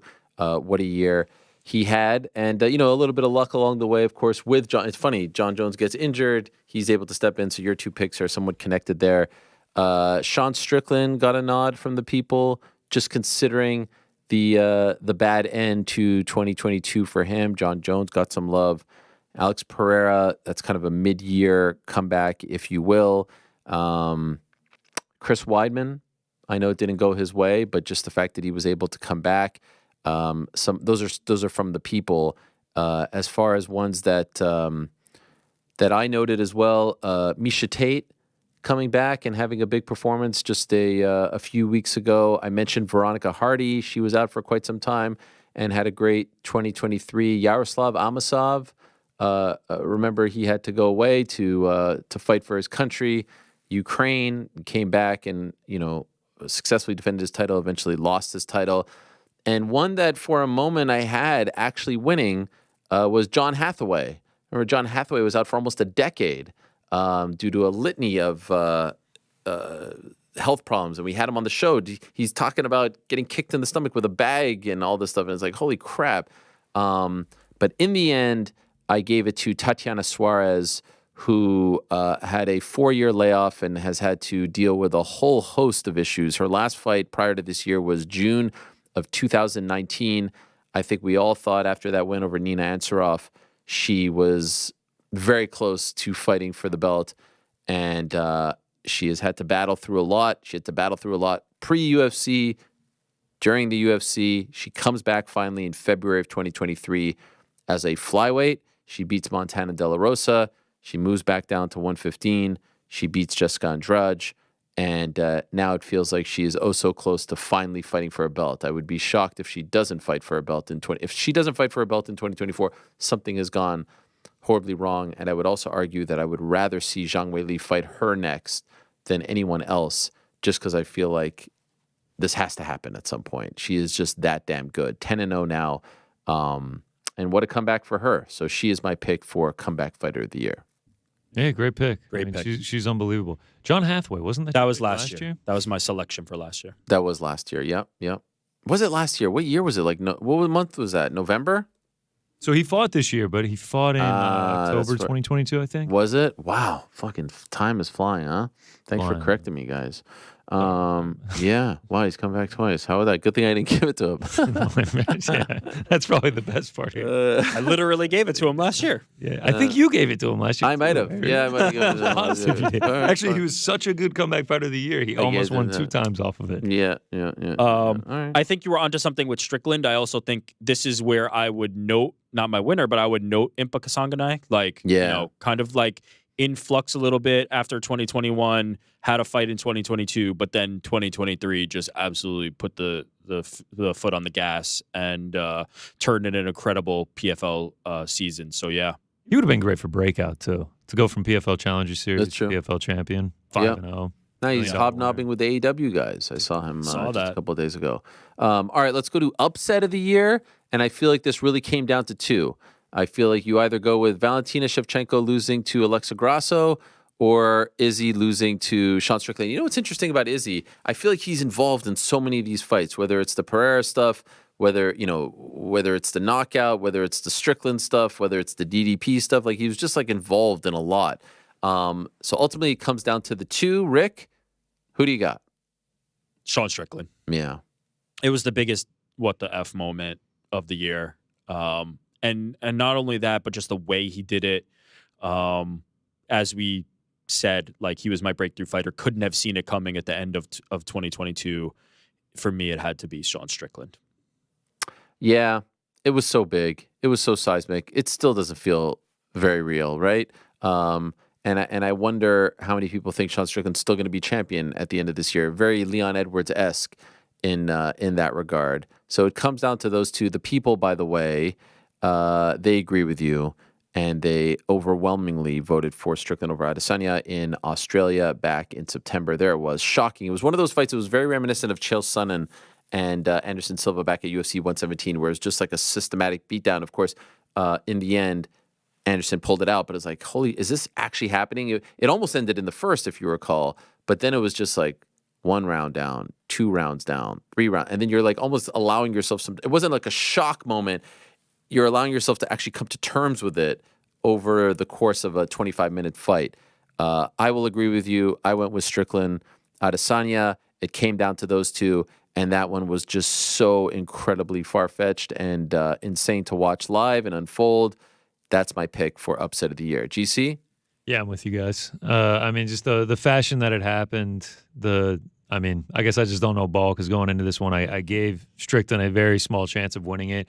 And the way that he did it to knock down Izzy in the first round and then just beat him down over the course of the 5 rounds was just insane to watch. The fight itself would have been enough, but just consider the circumstances, right? Consider what this was. This was Israel Adesanya saying, I want to fight on this card, throw me anybody.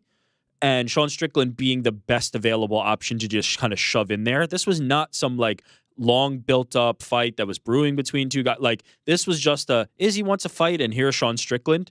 He was supposed to be cannon fodder. He was supposed to be the stepping stone to Israel Adesanya versus Dricus du Plessis, and he's the champion of the world. Like, you combine all that, and then with the fight itself and how technically proficient he was and how effective he was against Israel Adesanya, I mean, it still blows my mind to this day. You know what else blows my mind? That we went through comeback and comeback fight of the year, and there was no mention of Ronda Rousey. You know, I mean, it's incredible. I'm actually disappointed in myself. I had to keep my mic off when you said, "Oh, Chris Weidman came back, but he lost." You know, I had to keep my mic off. I was just reading. I was just reading. I didn't want to jump in. Because, that's it's when if she does it, I almost feel like we have to replay that segment just every. I don't think I've ever seen 10-year anniversary. So I feel like would be the time. When did it happen? 2016. Here's my prediction. Here's a prediction for whenever we play 2026. Yeah. It will have aged like wine. Yeah, right. the mental health part of this has become a big fixture in the years since. Your boy was early. Your boy was early on that. It will have aged like wine. Should we call it the Ronda Rousey Comeback Fighter of the Year award? I love that. I'm down. Yeah. Listen, when we rewrite the history books, when we go back and we start penning this out, remember who was the mental health ally. Remember who was the advocate. It was this guy. It was this guy right here. BetterHelp, your guy. I've been sitting here the whole time since 2016, baby.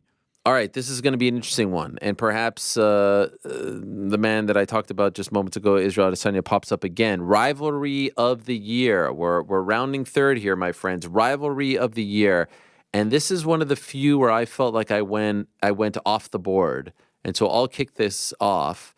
And what I mean by off the board, off the board to me is like picking a boxing photo for MMA Photo of the Year, or picking artist series poster for Poster of the Year. This is my sort of lights in there. Huh? No, it's just like this is my version of that.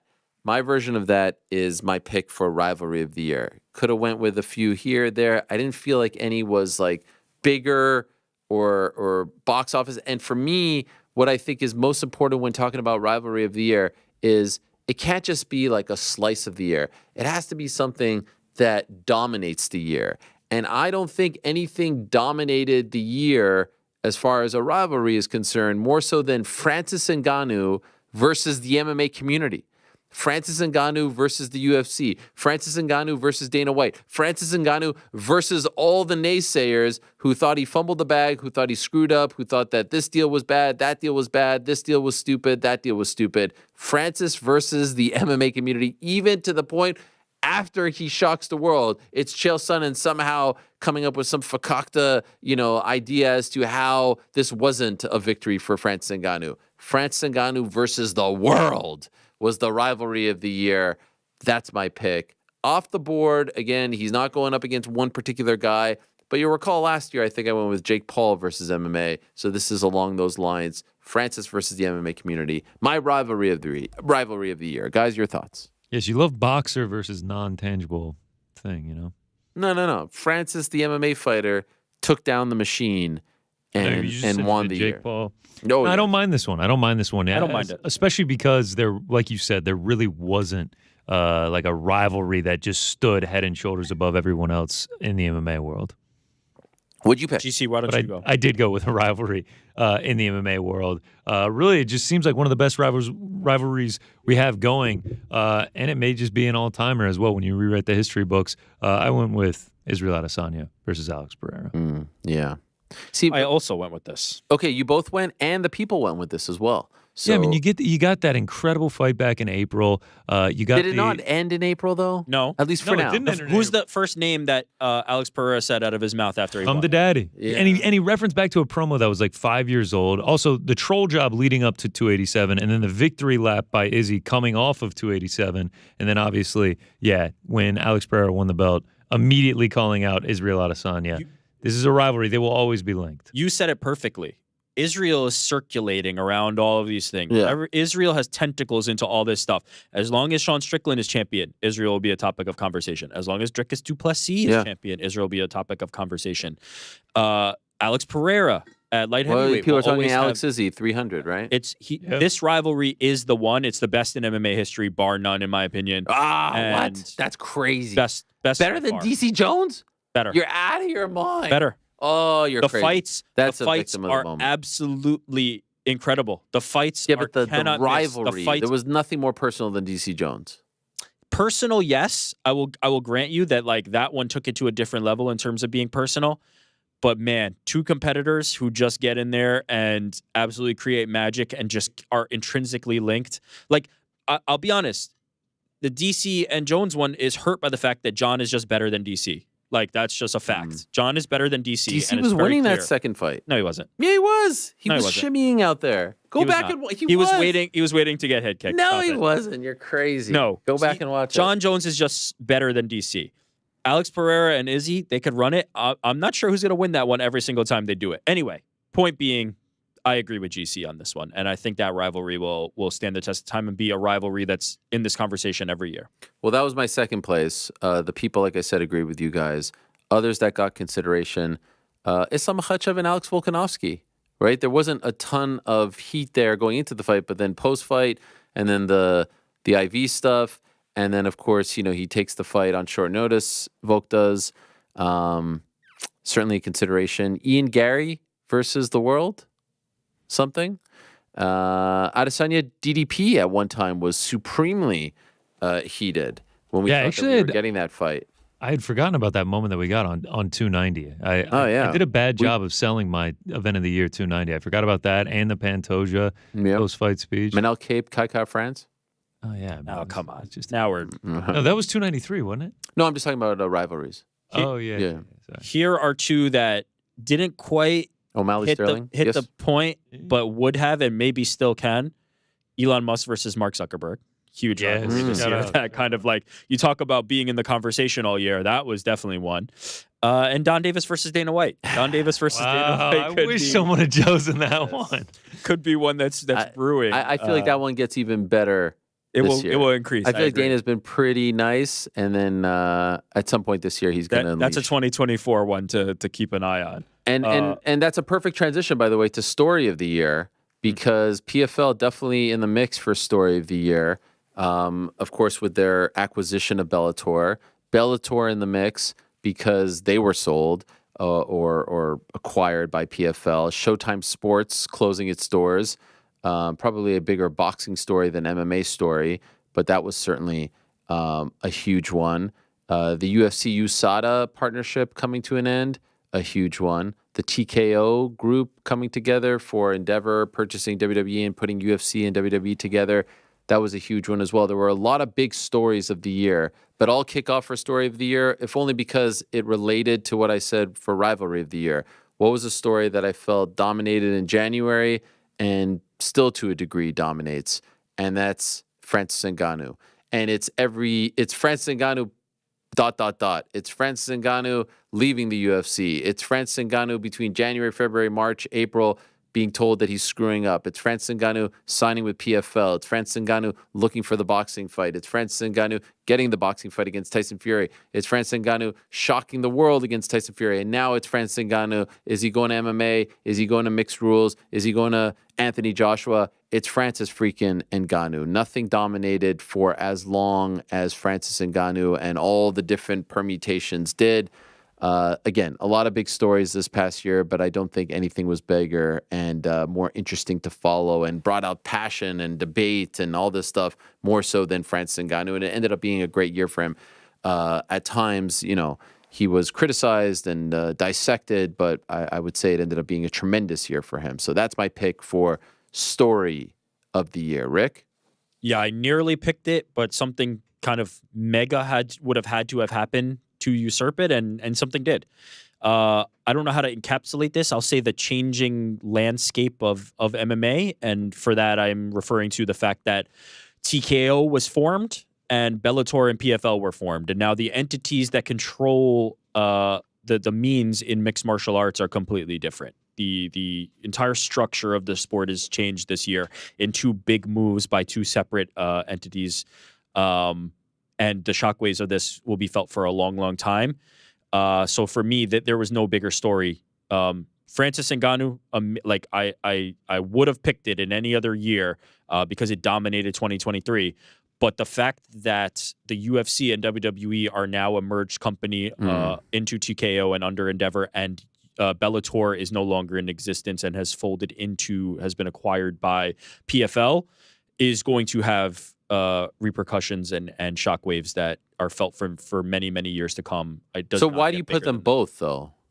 Because those are two separate things changing the landscape of MMA. Like those. But are they related? Companies Yeah, of course. What do you mean? How are they related? Those are the UFC. But like UFC merging with another UFC company. WWE is PFL. one story. There's no link other than that a similar type of thing happened.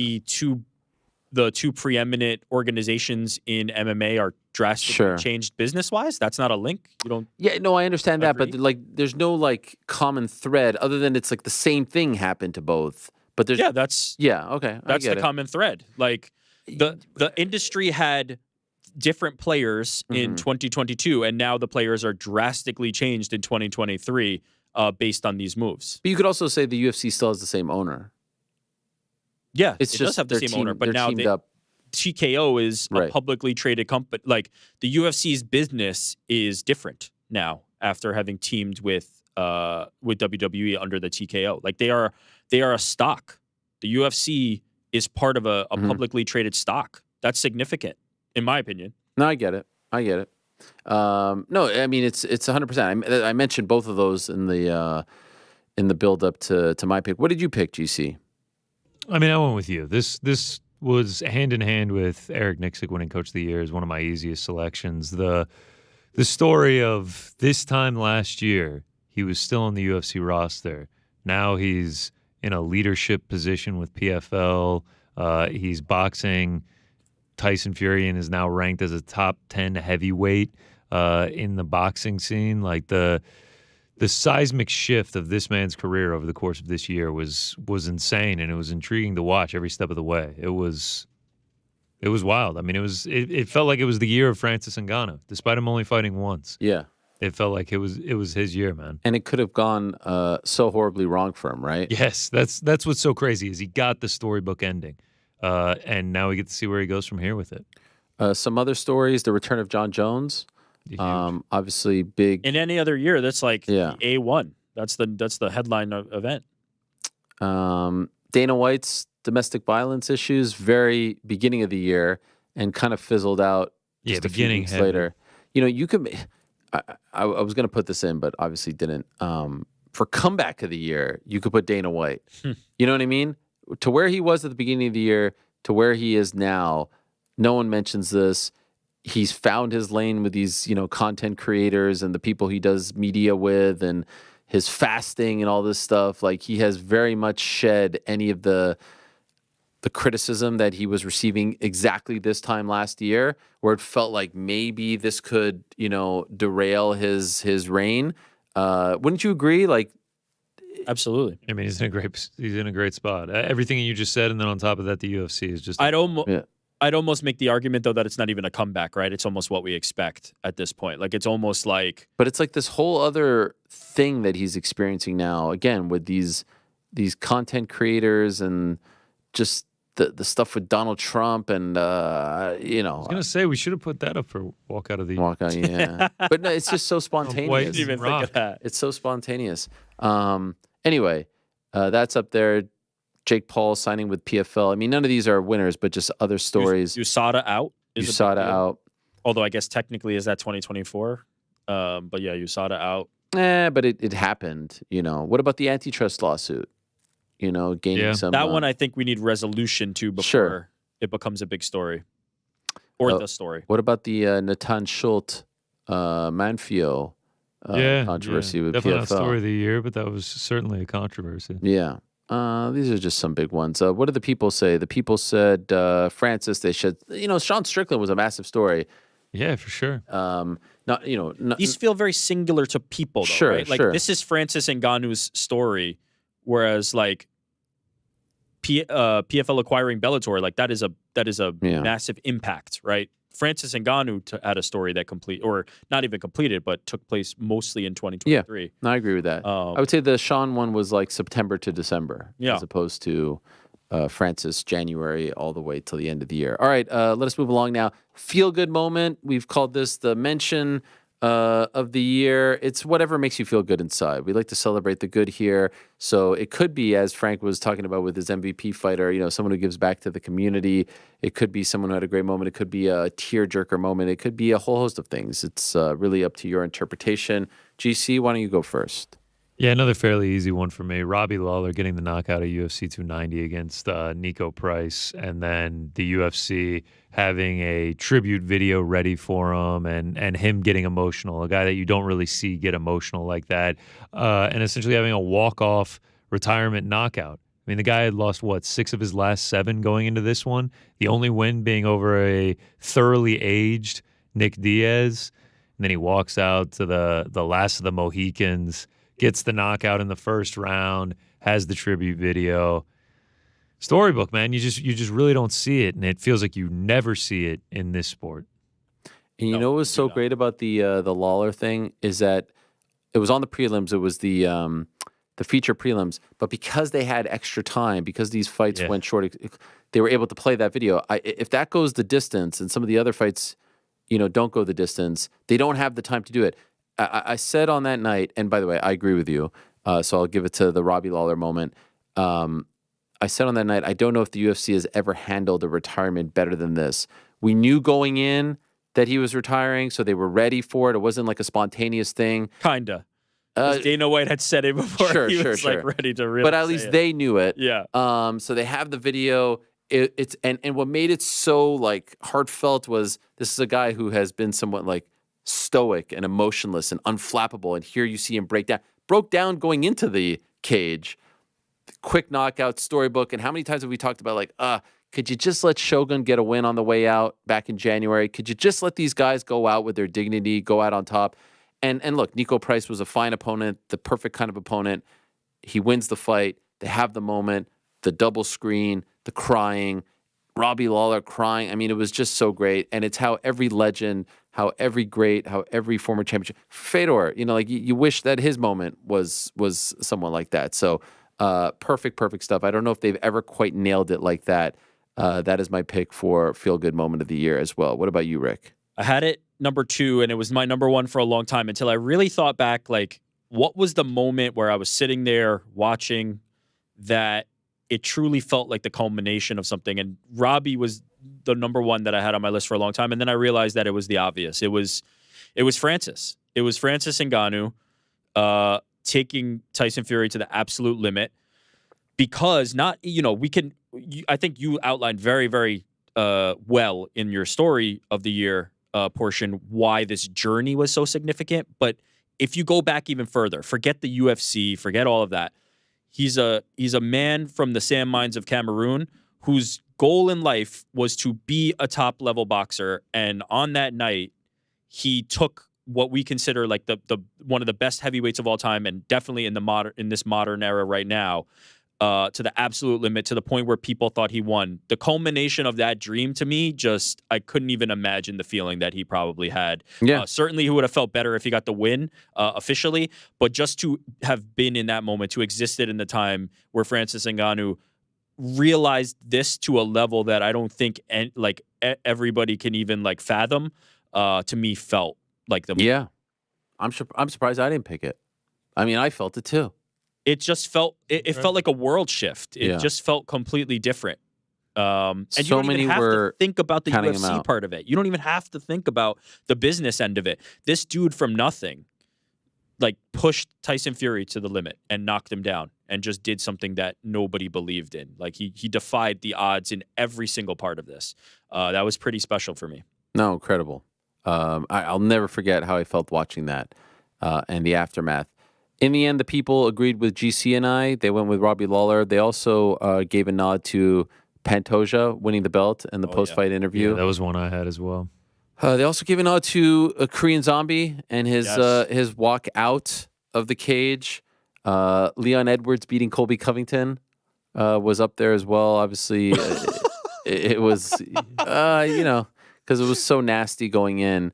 I'll tell you, one that I actually strongly considered putting as my pick was Tom Aspinall winning, and the moment with his dad. Yes. Yeah. Afterwards, I mean, he couldn't even control himself. He was like a fish out of water, flopping around all over. He was so emotional. And then the moment where he puts the belt on his dad, and one that flew under the radar, and I don't expect it to win anyone's award for this particular category, was one that really I really loved it for, I don't know, it was just nice, was Ed Herman and Zach Cummins retiring at the same time. Yeah. That was pretty damn fun. That was cool. It's a cool thing to see. I had 2 more on my short list. Jens Pulver getting inducted into the Hall of Fame. Yeah, that was was that this year? Yeah. Fuck, that should have, yes, 100%. That was a good one. That That was incredible. Was it this year? When did Amanda Nunes retire? This year, it was June. this year. Yeah, that moment where she lays down both the belts was a good one. is pretty damn cool. Like, we talked about Robbie Lawler going out on top. Amanda Nunes was the queen of the hill and laid down 2 belts in the middle of the ring and said, "I'm going off to do my own thing." That was pretty cool. That was pretty damn cool. Great ones. Izzy's post-fight speech I mentioned earlier. You could put that on this list as well. Lexa Grasso mentioned that earlier. You could put that on this list. Chris Weidman returning. You could put that on this list. I'm getting a lot of love here. Well, it was quite the... that injury was one that you don't... I'm not downplaying it. Just stating the fact. He's getting a lot of love here. And one nod to Chael Sonnen's last appearance on the show. The makeup after the breakup. That was the feel-good moment. Yeah. That should have been the rivalry of the year. The makeup after the breakup. All right, that is a feel-good moment of the year. And now we get into the final four, my friends. And now we really get into it. We really roll up the sleeves and talk about the actual fighting. It's round of the year, followed by fight of the year, followed by female fighter of the year, and finally male fighter of the year. But first, these words. No, I'm kidding. We have no sponsors. Just kidding. Shout out to Factor and DraftKings. Let's go. Round of the year. Rick, you're first. Yeah, I have to admit, I struggled with this one. I was almost hoping you wouldn't go to me first. Oh, sorry. I struggled. But what I ended up taking was a 1-round fight. It just became the kind of easiest to conceptualize for me because there's obviously some great moments in some longer fights that you could pick out, like individual rounds. And often I actually do that. But for me, it was Mikhail Olashechuk versus Chidi Njokuani, which was a 4-minute fight, 3 to 4 minute fight, where Chidi had Mikhail like completely rocked, like stanky leg rocked. And then Mikhail turned it around and ended up TKOing him after that. It was an insane turn of events, an insane switch in positions in like a 2-minute stretch. So that was my selection, but I will admit I had trouble kind of nailing this one down. GC? Yeah, I actually went back and watched that fight last night. Unbelievable round. I mean, it was pure excitement the entire time. So that's a great pick by you, Rick. I actually went to your event of the year, Ariel, UFC Austin. I'm surprised you didn't, use this as one of your pillars to make the argument for round of the year. Rodolfo Bellato versus Ihor Potieria, round 2. If you just look at it, I mean, what we saw in this one, I think the numbers on it, both guys had over 50 strikes, Bellato landing over 72. Bellato looked done. I was waiting for the ref to step in at any moment. I have a picture right here. This is with 3:53 left in the first round. Potieria is just raining down hammer fists on him, and then just a few short minutes later, he has complete control of the back, and he gets the finish in that very first round. It's very similar to Rick's. Bellato was dead to rights. I mean, the ref could have stepped in at any moment and stopped the fight, but he didn't, and he was able to turn it around, and he was able to secure the victory himself. There was knockdowns. There was takedowns. There was a lot of ground and pound, and it was just an all-action round. So for that, Bellato Potieria round 2 at UFC Austin is my round of the year. Wow, I like it. I like that you guys have gone a little bit off the grid here. This is nice. I mean, great rounds. All great rounds, yes. Just I feel like there's so many options. many. It's such a hard one to really like nail down, For me, it's just like the most exciting. Yeah. Like Bobby Green and Grant Dawson. Sure. Yeah, There was a lot to choose from. I considered, and I'll give a shout out to Pantoja Moreno round 1 back at UFC 290. Dan Hooker, Jalen Turner round 2, also from the same card. UFC 290, UFC 285, Shavkat Rakhmonov, Jeff Neal round 3 was a very fun one. I want to get the round. I'm looking. I have it written down somewhere here. Shane Burgos and Clay Collard. I think it was round. It could you could throw a dart and pick any of them. That was an absolute scrap. Yeah, maybe round 3. But yes, that was an incredible one that sort of flew under the radar as well. In the end, though, again with this one, it's the round, it's the action, but I do also like the stakes, and I went for Islam Makhachev, Alex Volkanovski, first fight, round 5, because if you recall, Volk, he super hulked on him, and it looked like if there was maybe 30 seconds left, he finishes Islam, and it was just shocking to see, and unfortunately he fell short. So I give it to Islam, Volk, round 5, an incredible fight, and maybe it's one that comes up when we talk about fight of the year. And wouldn't you know it, the people agree with me as well. Islam, Volk, 1, round 5. They also gave a nod to Turner Hooker. They also gave a nod, and I should have as well, round 3, Irene Aldana, Karol Rosa, just a few weeks ago. Another one you could pick any round of Yeah. that fight, and it's a contender. Any Cody Durden, Jake Hadley round 2 love? UFC. That's a Yep. good one. Yep. Yeah, Remember it that. is on there. Let's go. Yep. That's another one I was thinking of. Gaethje Fiziev round 1, Strickland Adesanya round 1. That was more the shock factor of him, of Strickland rocking Izzy.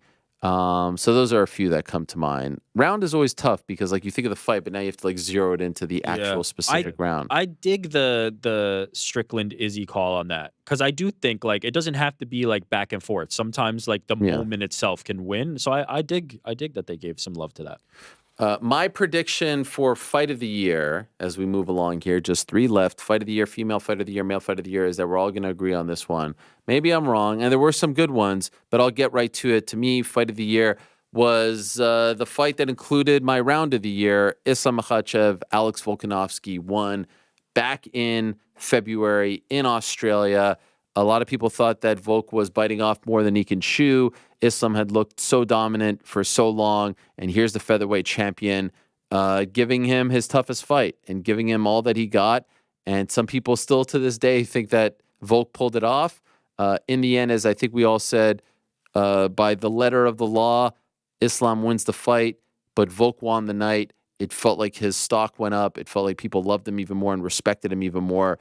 And it felt like if he had maybe 60 more seconds, he could have pulled it off. He didn't pull it off, but it was great theater. I was locked in the entire time. I loved everything about it. The crowd was great. The action was great. The drama was great. It had everything you want from a big-time title fight, main event of a pay-per-view. Islam Makhachev, Alex Volkanovski won back in February. My fight of the year. Rick? I dissent. Ooh. I dissent. I love it. Look, any other year, it's number 1, and I feel like that was my number 2, and I feel like it is one that I will always remember. I feel like it will stand the test of time. I feel like it is a historic fight. It is one that could win fight of the year anytime. But the one that I put above it is Alexandre Pantoja versus Brandon Moreno. From start to finish, you've got the rivalry part of it, right? You got the intertwined stories in the fight before this. You've got the action. You've got the swings and momentum. You've got the feeling in round 1 where, it looks like Pantoja's on the front foot and all of a sudden Moreno's in a deep hole. Then you've got the swing to where it looks like Pantoja's completely out of gas. It had every element of mixed martial arts. It was a technical battle. It was bloody. It was blood and guts. It had everything that you could possibly want from an individual fight crammed into one. I was struggling to put anything above Islam and Volk 1 because I was so enraptured with that fight. But man, Pantoja Moreno, I rewatched it many times in having to do this, and every time I kept walking away thinking that this had to be it. It was my number 1. What a year for Pantoja. What a year, man. He's one of my guys now. Like I just can't believe that he's like real. GC? I'm actually going to agree with New York Rick in this one. Ooh. I mean, just action-packed throughout the entire 5 rounds, the back and forth, like you said, the grappling, the striking. You had knockdowns, you had submission attempts, you had reversals. It was just crazy, and it was razor thin, the back and forth affair, the blood, the everything about it. And then Pantoja gets on the mic afterward and, says everything about his dad. For me, it was the fight of the year. In the end, they've always called me a man of the people, and the people agree with me. They went with Islam and Volk 1. Number 2, Pantoja Moreno. Number 3, Aldana Carolhosa. Dan Hooker. It felt like it was between them. Those two, to me, stood head above the rest, and while admitting that the rest on this list are really, really strong. The other thing that I think is very important for Islam Volk, and why I completely understand anybody who votes for it, those number 1 and number 2 pound for pound fights often are not good. They're often like kind of not what we hope and not what we expect. That one delivered in spades. Like that was an absolute pinnacle of the sport moment. So yeah, I get it. But for me, it was number 2. Hooker Turner, Neil Rachmanov, Gaethje Fiziev, Holloway Zombie, Grasso Shevchenko. Really 1 or 2, but 2 gets the nod here. And Usman Chimaev gets some love as well. On and on it goes. So there you go. Fight of the year. 2 left, my friends. 2 left. It's female fighter of the year, male fighter of the year. Let us start with Female Fighter of the Year. These are the big ones. This is, I mean, it doesn't get any bigger than this. Do we have some music? Do we have something? Do we have something?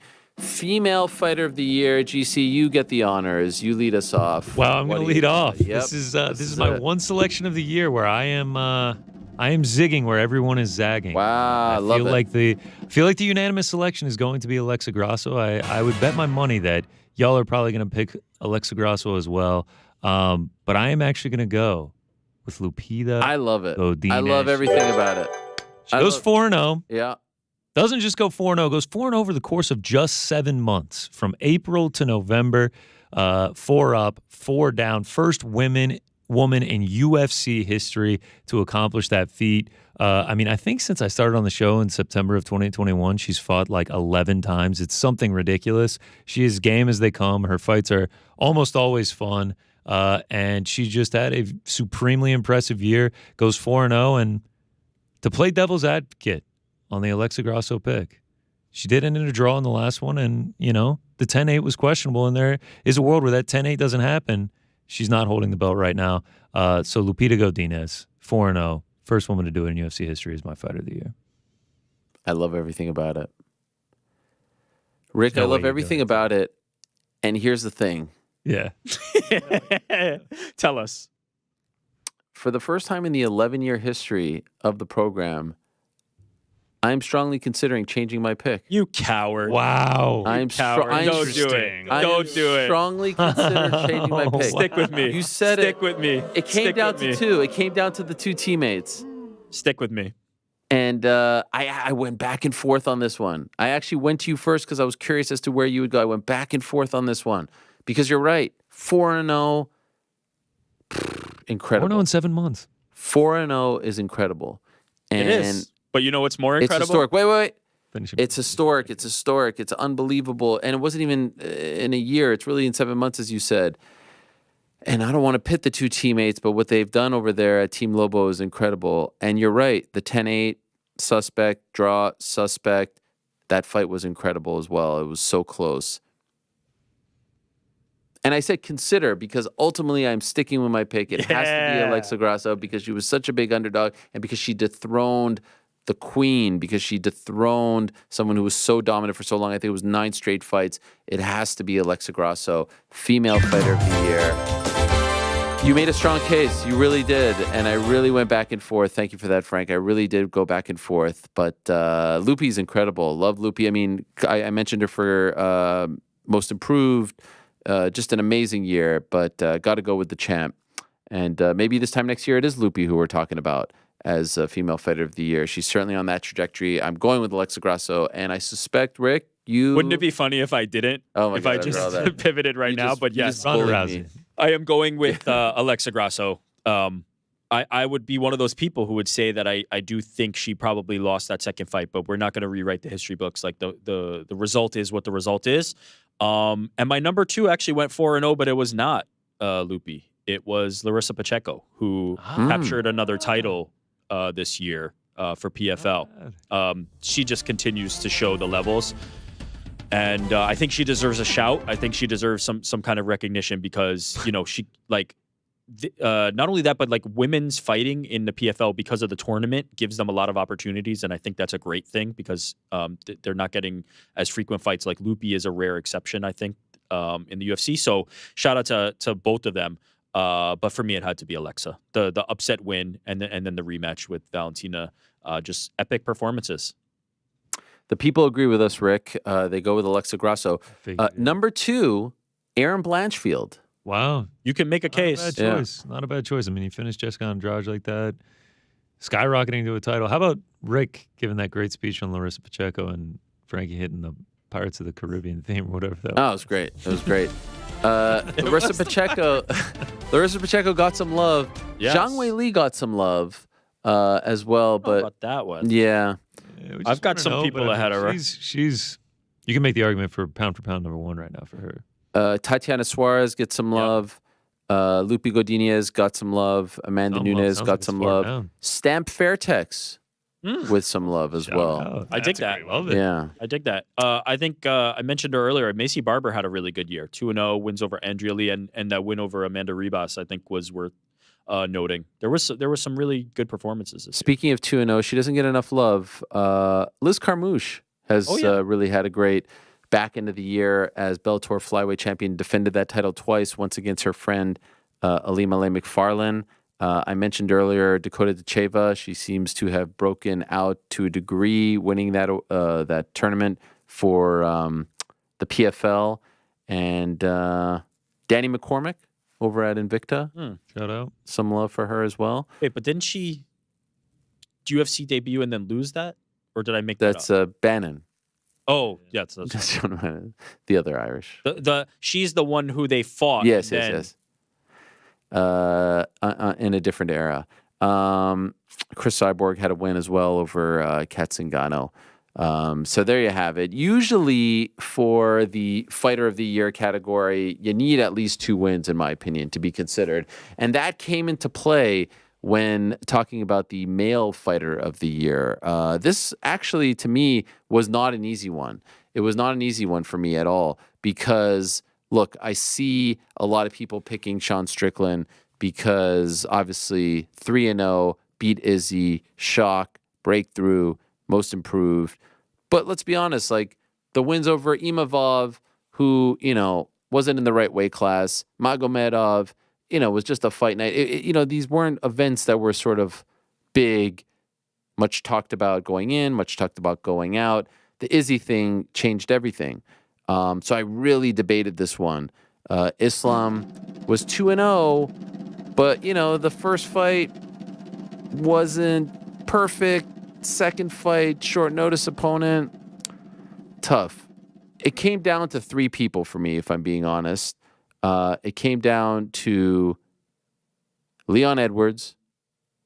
It came down to Alex Pantoja. And it came down to Sean Strickland. When I really started to think about it, it came down to Edwards and Strickland.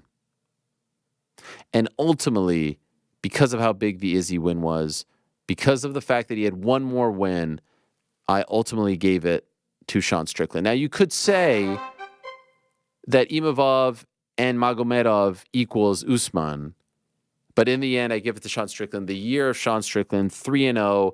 He beats Israel Adesanya. Who would have thought this time last year Sean Strickland would be the male fighter of the year? It was tough. I really debated giving it to Leon, and I'm sure people would have called me a homer for that, but defending the title back home in the UK and then doing what he did to Colby. I really debated over this one, guys. This one was really tough for me. And GC, you are shaking your head. It was a no-brainer. No-brainer, huh? Yeah, I mean, this was Sean Strickland all the way. I mean, 3-0. Why all the way? You didn't think twice, even to a degree? Nope, not even Leon? 1 degree. Nope, no. I mean, he stepped in on short notice to take on Imavov up a weight class, gets the win there. Dominant victory over Magomedov, which, looking back, some people are saying it's not a great win, but going into that one, a lot of people were talking about the potential prospect that Abus could have been and maybe be in the title picture later down the road. He got a main event against Sean Strickland.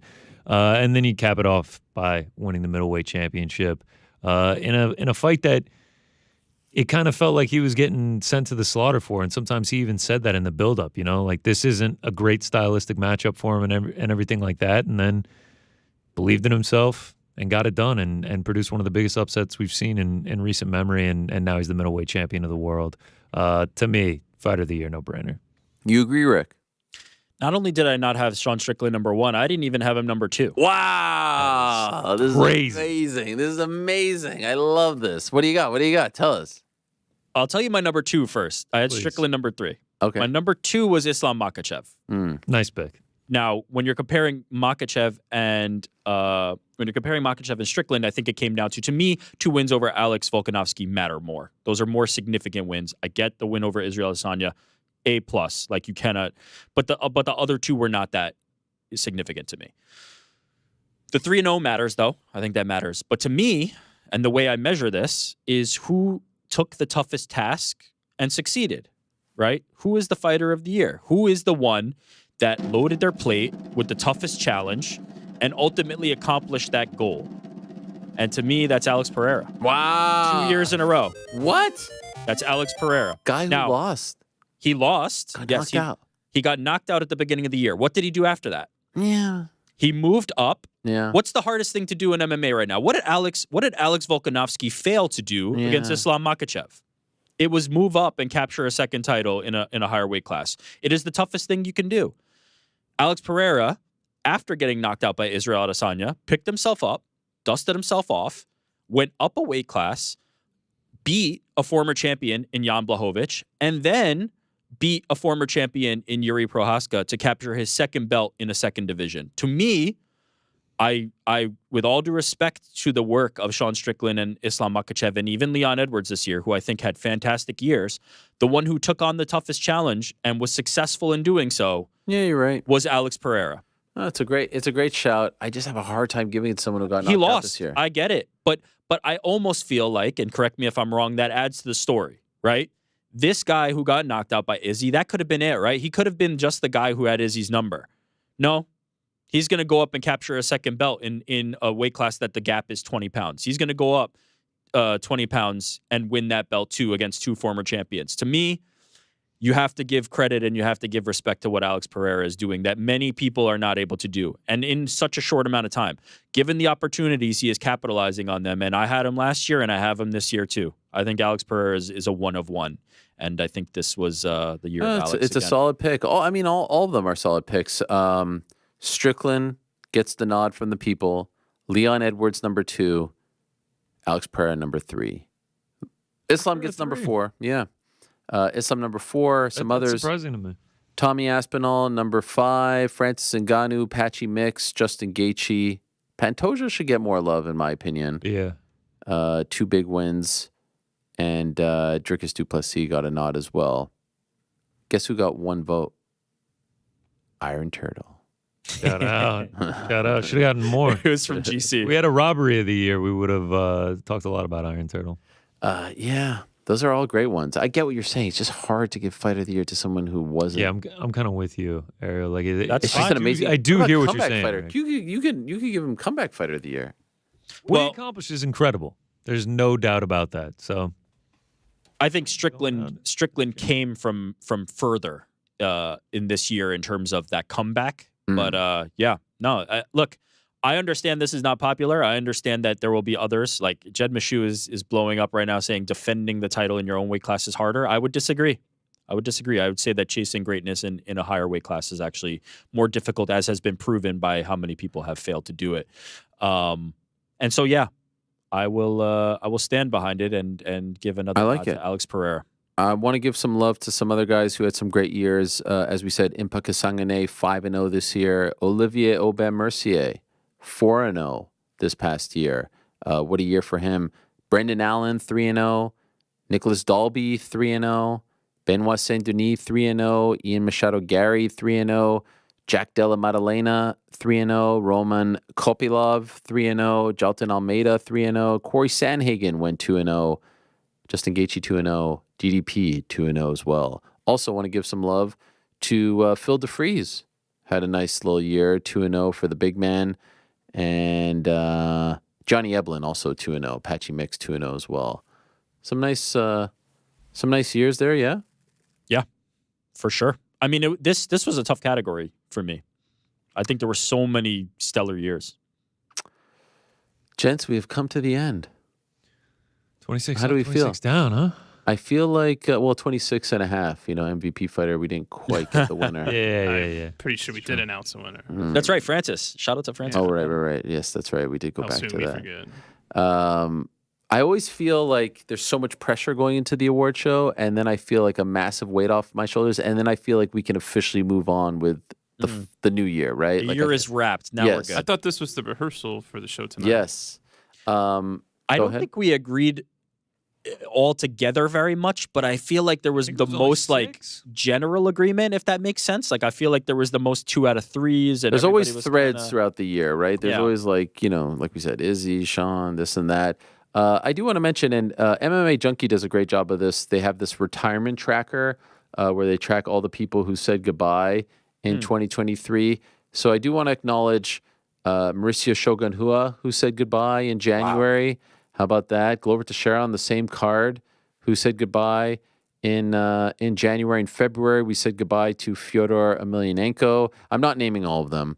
Benson Henderson said goodbye in March. Of course, he came back at the end of the year for Karate Combat. But as far as MMA is concerned, Rafael Sunsao laid the gloves on the mat shortly thereafter. Jorge Masvidal said goodbye in April. He says he's unretired now. We'll see what happens with that story. I mentioned the Zach Cummings and Ed Herman story, which was a fun one. Chad Mendez officially said goodbye after his loss to Eddie Alvarez. Judo Jim Wallhead said goodbye in April. What about Alistair Overeem, who called it a career back in June? Marlon Moraes called it a career in June as well. Shortly thereafter, as we mentioned, Amanda Nunes laid down both of the titles in the middle of the cage. That was quite the scene. Stevie Ray said goodbye over the summer as well. We talked about Robbie Lawler calling it a career, as did Kevin Lee in July. What a scene it was in Singapore when the Korean Zombie got all emotional. We've talked about him several times throughout the show. Great stuff there. Angela Lee we had on the program. That was quite emotional as well. She said goodbye in September. And what about Olivier Aubin-Mercier, who said goodbye after winning the PFL tournament 2 years in a row, two-time $1 million winner. Great stuff there from the pride of Quebec, the Canadian gangster, Olivier Aubin-Mercier. Those aren't all the fighters who said goodbye in 2023, but I did want to acknowledge some of the notable ones. And now I feel like we can move on with our lives, guys. Another award show in the Another one books. in the books. Now we get to attack 2024. Oh, yeah. A lot of things to look out for. Like I said, January 20th, February 17th. Yep. And then all the other June stuff 29th. going on. June 29th, yeah. UFC 300, I don't know if you guys heard, is coming up. Can't wait. Who's headlining? WrestleMania 40. Way on below. Do we have breaking news? Or is that just UFC that? 300 Oh, is right, coming right. up. Wow. Oh, nice. No, but I love doing this, and I appreciate the whole crew in the back for, the set, the graphics, the picture. GC really leads the way for this particular show, and it's very, very much appreciated. I really do think that there's nothing quite like it in all of sports media. I don't know if there's any more comprehensive show, and it's something I'm very proud of. I haven't gone back and looked at the first one, but maybe one of these days I'll do so. I need to go back and watch 2016s when I get a chance. Yeah, I mean, you just need the one clip. Yeah. My favorite really is us ushering in the UFC on ESPN era. There's really nothing more incredible special. than that. There's a great clip of that somewhere. But no, I'm excited. And then Monday, we're back to a regular show. Just, I guess so. Guess. World domination. Any Darts? keys or anything out there? Yeah, what's on the The dart, I'm into it. We're currently locked in. I didn't want to date us in case someone is watching this, but we're currently locked into the championship. Maybe we'll do a little watch party with the crew here, as we did for Canada Belgium. Yeah, if you shout recall. Thanksgiving 2022, a dark day in my life. But Frank, any final thoughts? Any just highs, a quick lows? comment. I mean, Yeah. that was a fond memory of mine. Like it was a dark day. Oh, I mean, yeah, but it's just they lost, and Can you separate the two? the for me? jersey was a bit of a sour topic. That was a great day. It was, yeah. Chicken wings. Chicken wings are good. No, I love it. Missed it. 2 weeks. It does the body good, right? It really does. Yeah. Yeah, I was about at my boiling point. And Wow. No. Wow. Jeez. I thought you reached With the the boiling excitement point. of MMA, not the show. Come okay. on, guys. No, I hope you all enjoyed it. Thank you again to Kaposa. Special thank you to moderator Lewis and Alex Weber. Thanks to the people, to everyone who voted on the Substack. Appreciate you guys very much. Appreciate the YouTube chat. Appreciate everyone who said, when are you coming back? When are you coming back? When are you coming back? We are back.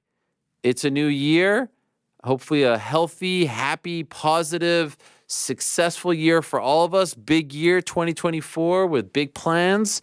And we hope that you guys will be joining us on this this crazy journey as you have for the past decade plus. With that, Frank, we're out of time. 11th annual in the books. Da da da da da da da da da da da da da da da da. You know what song that is, Frank?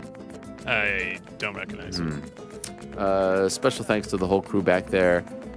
Andy, Joe, Corporate Alex, Frank, and it wouldn't be the same. I can't do this show ever again solo. I think maybe was the first year solo? Maybe not. I don't know. But GC Rick, it's why I don't like to have just like one singular winner, because it's all of us. That's what makes it so unique as well. It's not just my picks.